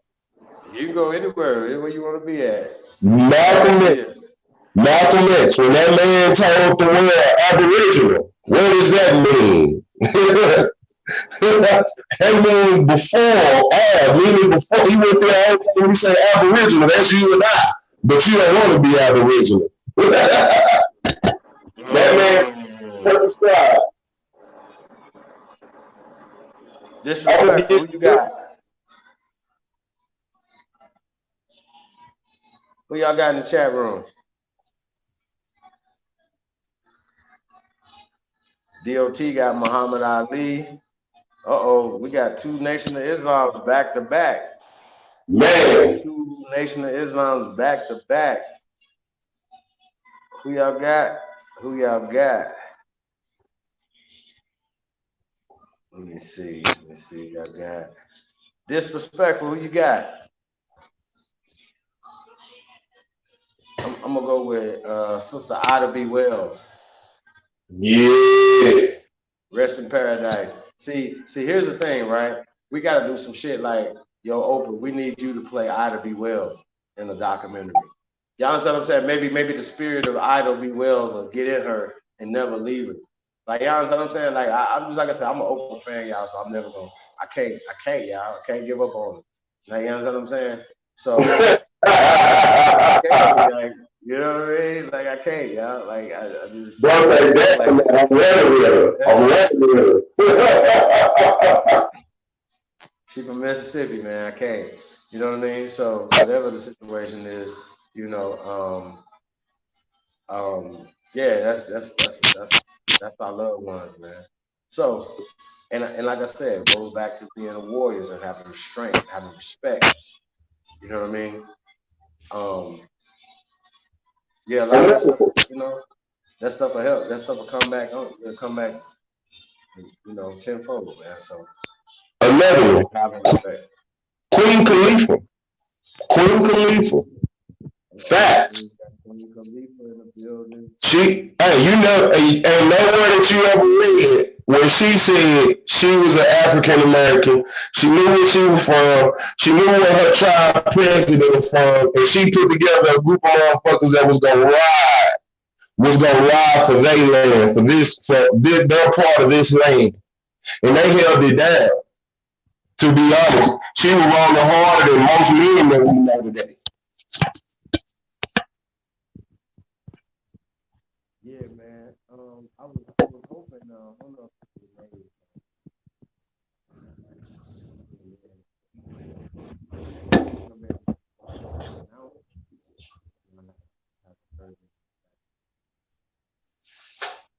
Yo, like I said, I would debate this easy. You know what I'm saying? I wouldn't. I just wouldn't do it.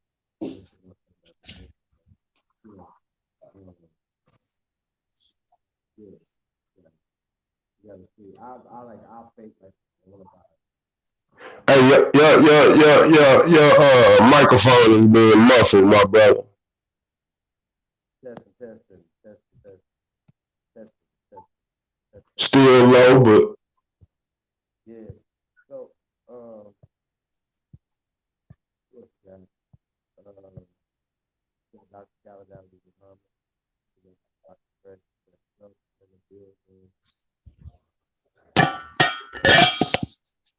Victoria Williams was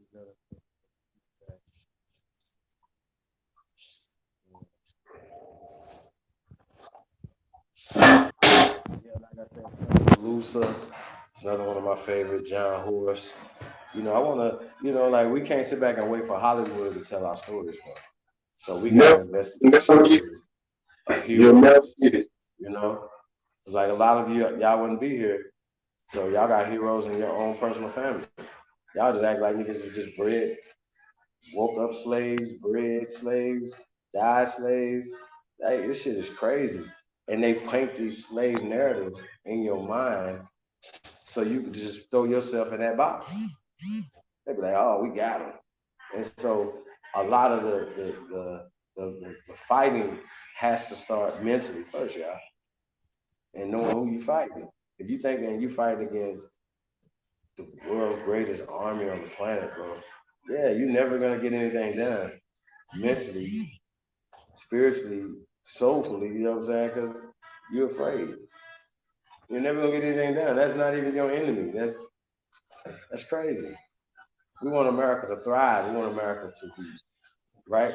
To be who we say we're supposed to be, right?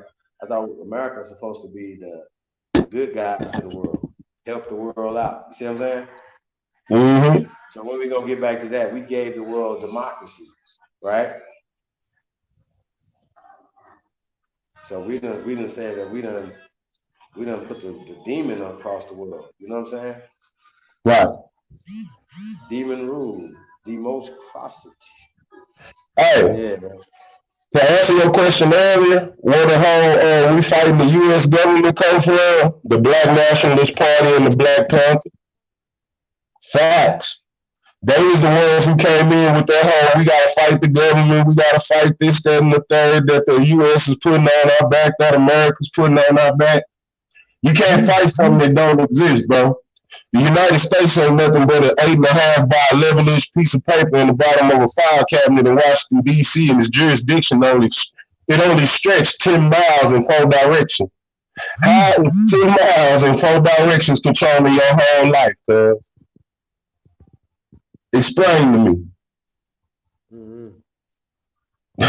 Explain to me. Because I'm in Texas. I'm in Funky Town, Texas. I'll be damned if they gonna run anything I got going. Well, you got an ID, don't you? Yeah, because of some lies that my family member told me. But believe me, if you don't have an ID, you can still get whatever. It's just gonna be a little bit harder. But you can still get it.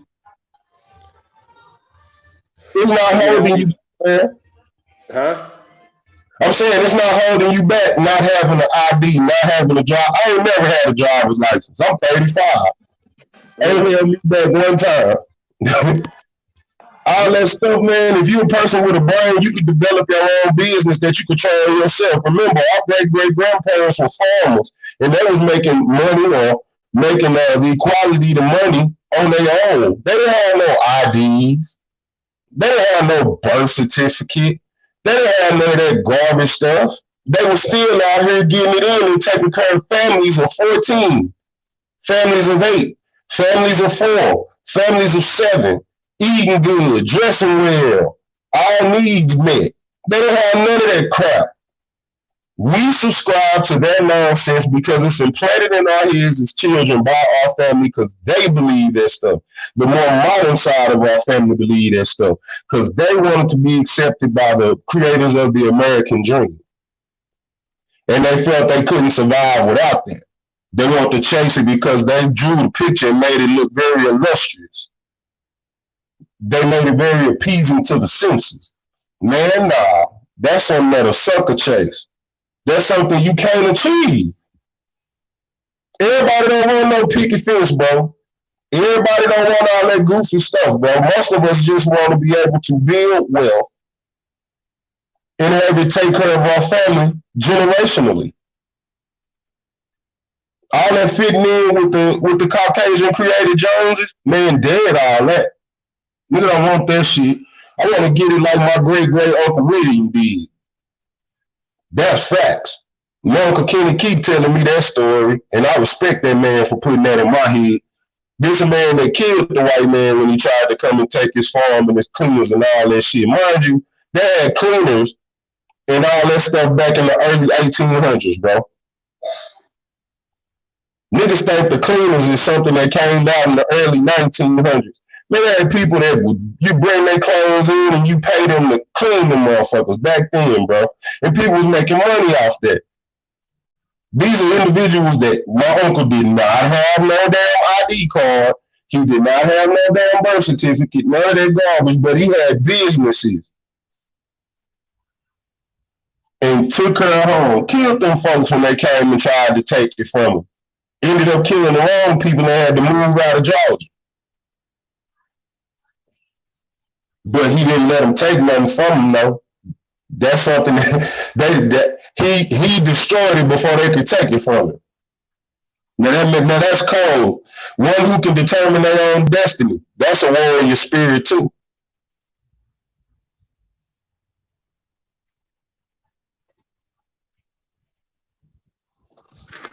That's a fact. That man said, I'd rather burn it down before you take it from me. You'll never come up off what I got. I mean, bro, like like I said, it just goes back to the stories that need to be told. Even if they're just a straight fictional story, we can't even come up with our own fictional story. And one thing that I liked about Django, right? I'm just keeping it real. Let's just be real. You know? African American. Hey man, I love that movie, man. And like I said, I boycott slave movies. I don't even look at that as a slave movie.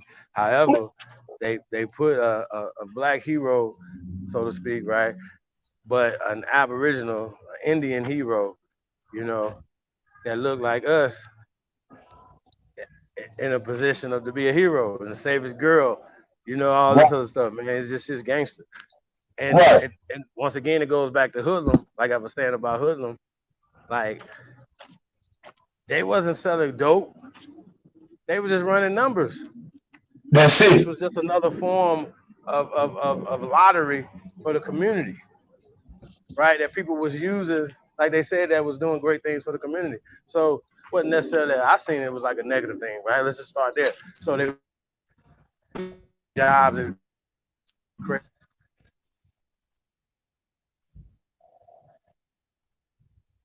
movie and won. Go back to that. Like, we gotta go back to that. Like, come on. Like Bumpy Johnson didn't get murked. People at the end and stuff. Like this nigga won. So like I said, and Bumpy Johnson is still mentioned when we're talking about protecting the Malcolm X's and all these other people or whatever, because it's gonna take the gangsters to protect them. That's why they was recruited. Right.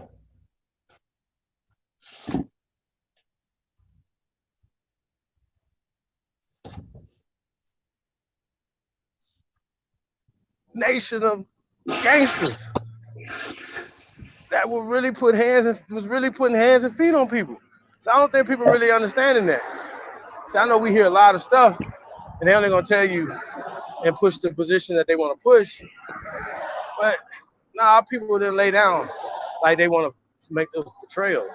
You would have never had the deacon of defense. Shout out to the deacons of defense. God put them on the list of warriors, of examples of how we supposed to be. You know what I'm saying, when it comes to fixing these issues that we have in our communities. Period. Right.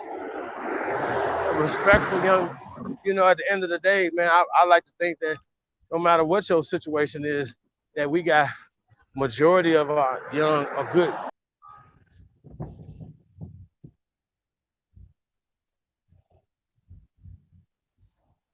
Warrior essence, that warrior spirit. How do we do it? You know what I'm saying? So this is the trick. Go, brother. I tell you what, another thing that could be a warrior spirit, go and destroy the false narrative and the myths.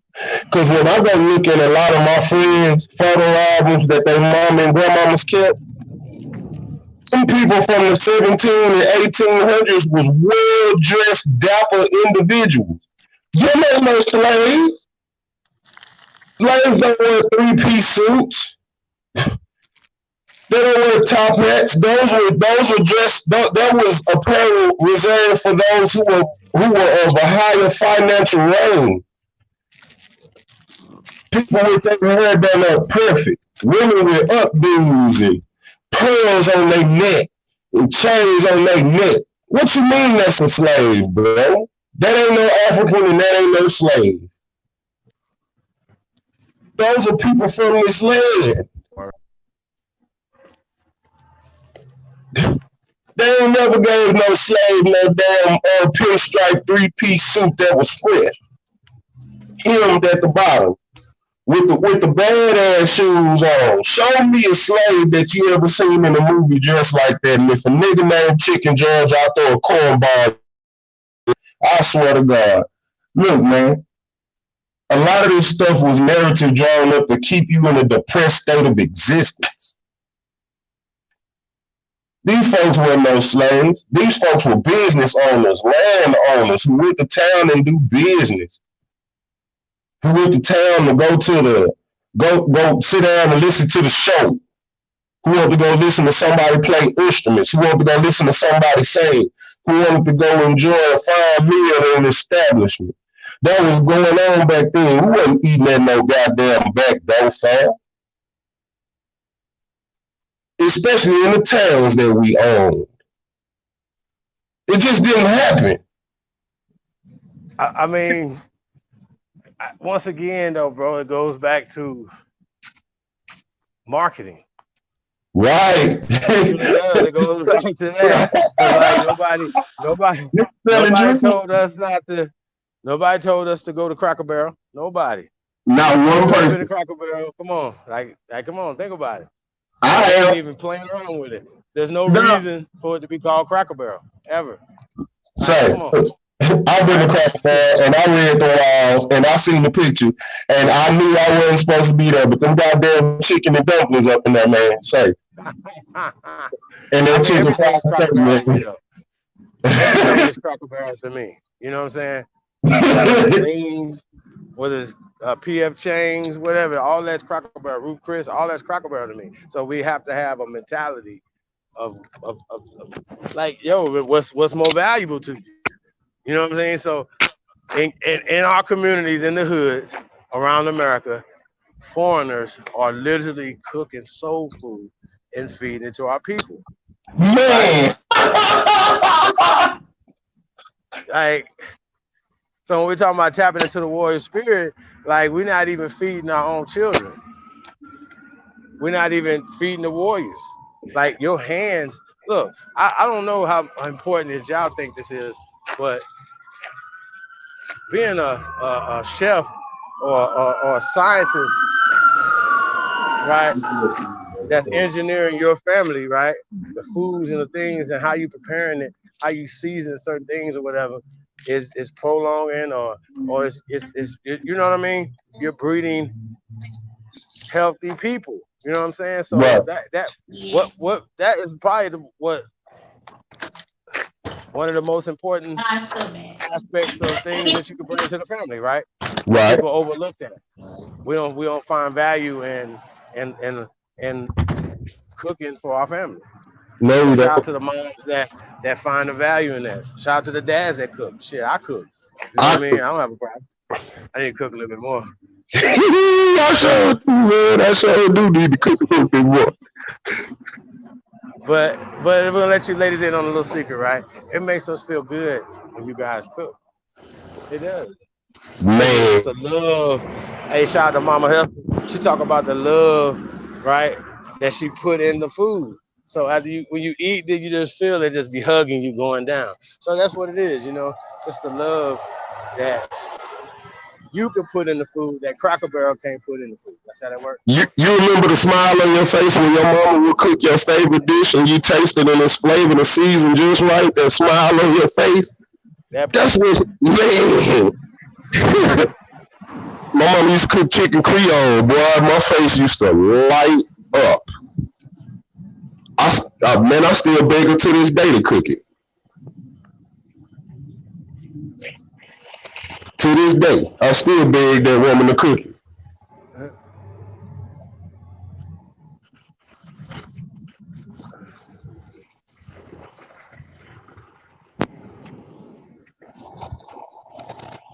Yeah, man. I mean, just make you feel good, because it's the love that you guys put in it. So, yeah. So I think that's a big part of it, y'all. Like bringing that type of stuff back to the table, man. Just, and we really gonna break some bread with each other. I think that'll be dope too. Really, really breaking bread to where we cook. You know what I mean? So I think that'll be a good look. For the event in October. You know. Hey, bro. I wanted to ask you when I saw it. Have you ever seen that dude? It's a YouTube video where that dude breaking down the mural, the Agenda 21 mural in the Denver airport. I've heard of that before. I've seen stuff on that. So I don't know. Say, boy, that part of the picture where he showed them killing the land and then the casket with the Aboriginal woman inside of it. Man, that was hard. That struck my heart, bro. That struck my heart, bro. I watched that video I watched that video back to back sometimes. It'll come across my timeline on there, and I'll just watch it because I like the fact that he got into it and he acknowledged. He didn't say Indian. He didn't say Native. He said Aboriginal.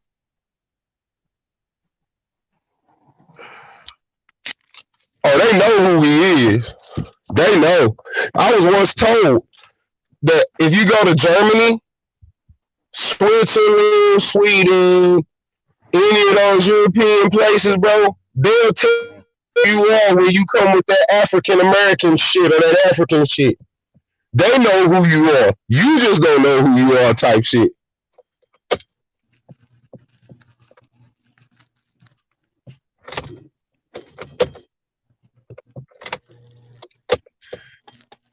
That's something that I think should be noted. That people need to travel outside of this land and read the books that they write about us, that they have about us. They need to go read those books. You're not going to find the term African American and much of that stuff on there at all.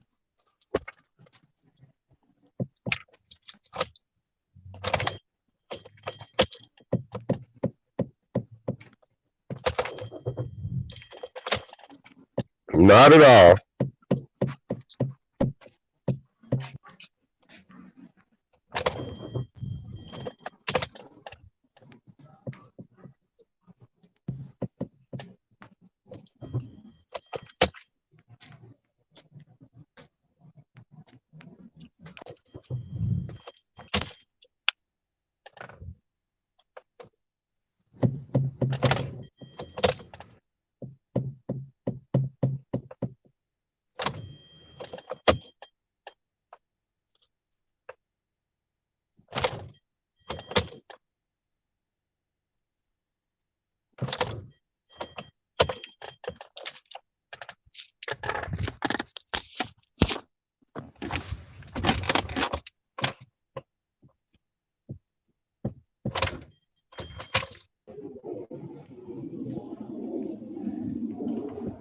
Yeah, man. Yeah. Put it together, man.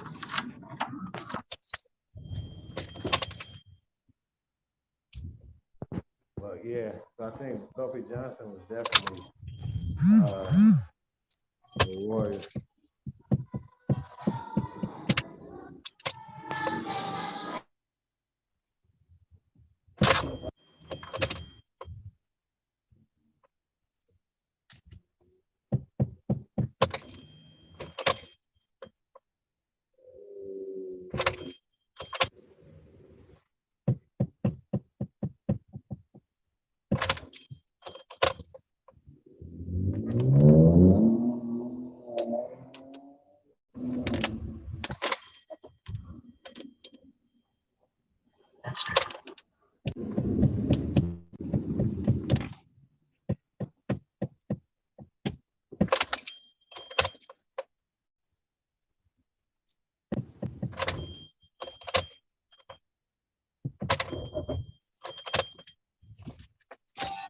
Yeah, man. Yes, Shit, sir. man. So shit, man. Like I said, man, we just calling all warriors, man. See if you guys want to come to the table. See what you guys have going on. We'll put the link back in the chat room. Definitely appreciate the links that you guys are putting in the chat room, man. It's a journal of Du Bois who lived and done with. Oh, let's go see this. That's what's up. We'll check that out. Shit, y'all. I don't know if nobody want to come through, man. We're going to shut this thing down. Let me see. What else we got going on? Yeah, no, we can get into. We'll get into some other stuff. Like I said, I'm working on this Revolutionary War stuff, man. Like I said, it's just the way they tell the stories, the language, the visuals that they choose to use. We're gonna have to challenge all these type of things, because that's a part of the paper genocide. Is lying to people and telling them a false history about themselves. So these are some of the things that we're gonna have to work on, yeah. Like I said, man, give y'all a few more minutes to come in. Nah, man, we're gonna shut this thing down. I don't know if Aboriginal Power is going on a little later. No, he's talking about doing something tomorrow. Like I said.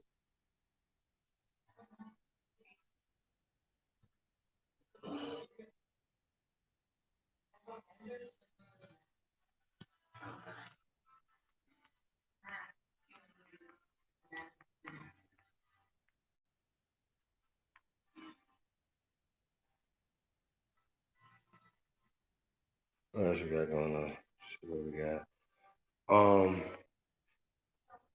Yeah, make sure everybody. Copper Color Soldier, man. Salute.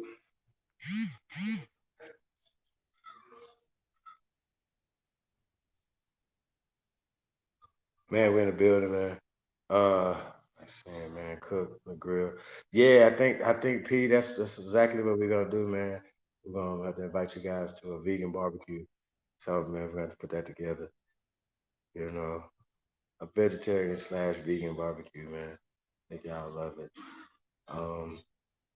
You know, these Asians up here, Chief. Oh, man, we got no Asians up in here. Nobody up in here. It's all fam bam up in here. Let me see. I don't see nobody that I haven't seen before. Let's see. Nope. Nope. Nah, I don't see nobody, Sister Betty. No, we ain't worried about these fools. We Americans. Guess what? You press us too much, you might get charged with a hate crime or something. Tampering with the American people. You know what I mean? Get charged. We're gonna put you on that list. You know what I mean? Like, we're not gonna let nobody put us on no goddamn. Nah. We're not gonna be barbecuing no tofu. But yeah, man, definitely some good stuff out there, man. We could have did it and didn't even have let nobody even know that it wasn't barbecue. You know what I'm saying? But no, we're not gonna have a corpse laying on the grill cooking that and shit and stuff. So there's ways to do it without doing that, y'all. So yeah, so this is what we're gonna be doing.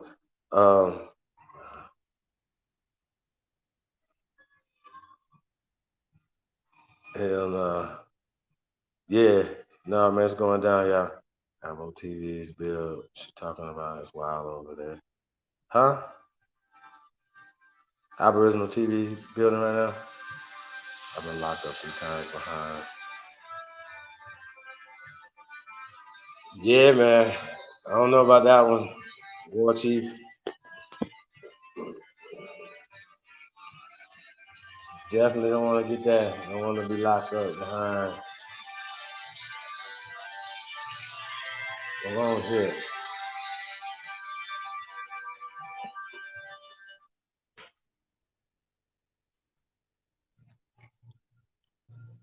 All right, I'm out, y'all.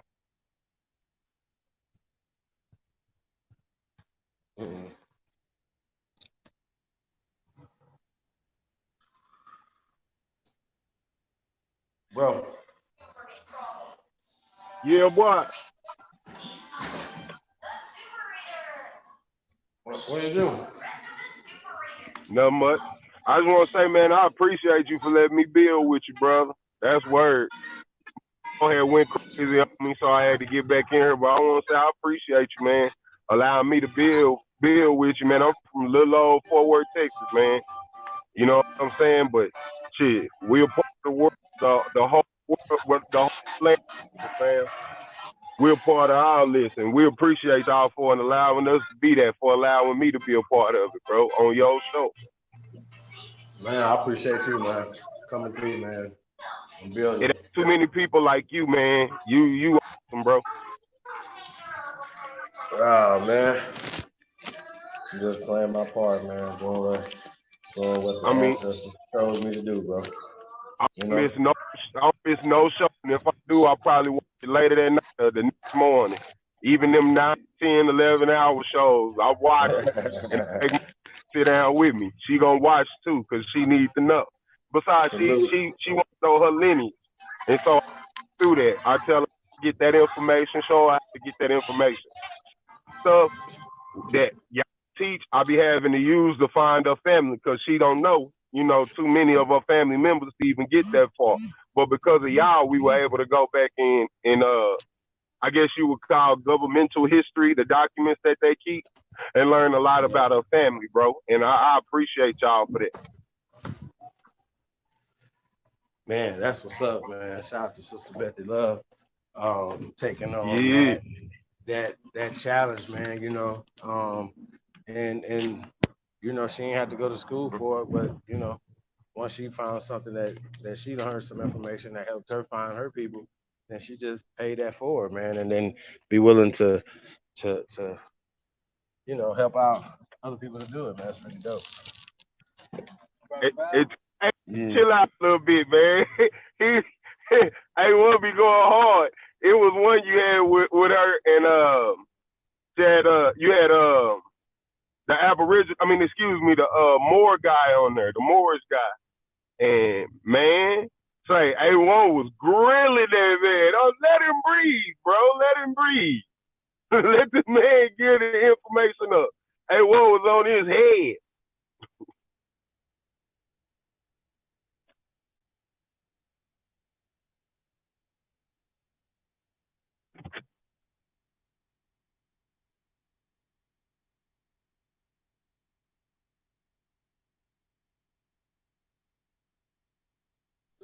Well, man, it's just like anything else, man. You know what I'm saying? It's all about respect, yo. Yeah. Like we could disagree, but I don't speak on other men. If there's like the whole Pharaoh thing and the hand on the knee, yeah, that's not good, yo.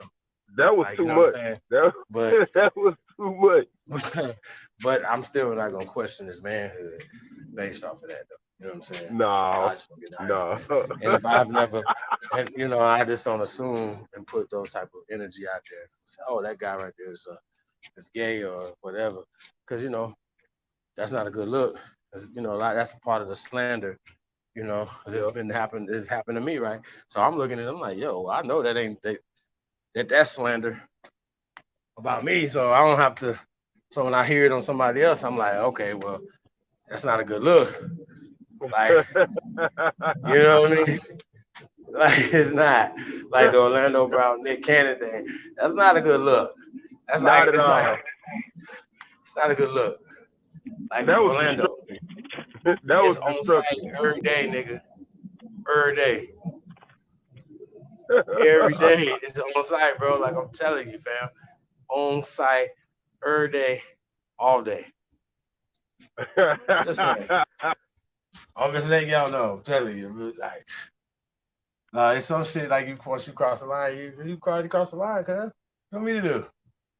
How do you come back from that? Bro, come on. Like, you just, cross the line, kick me in my nuts. Like, come on. So now, yeah, we're gonna have some issues. So this is what we're dealing with. But yeah, man. So we about to shut this thing down, though, bro. Yes, sir.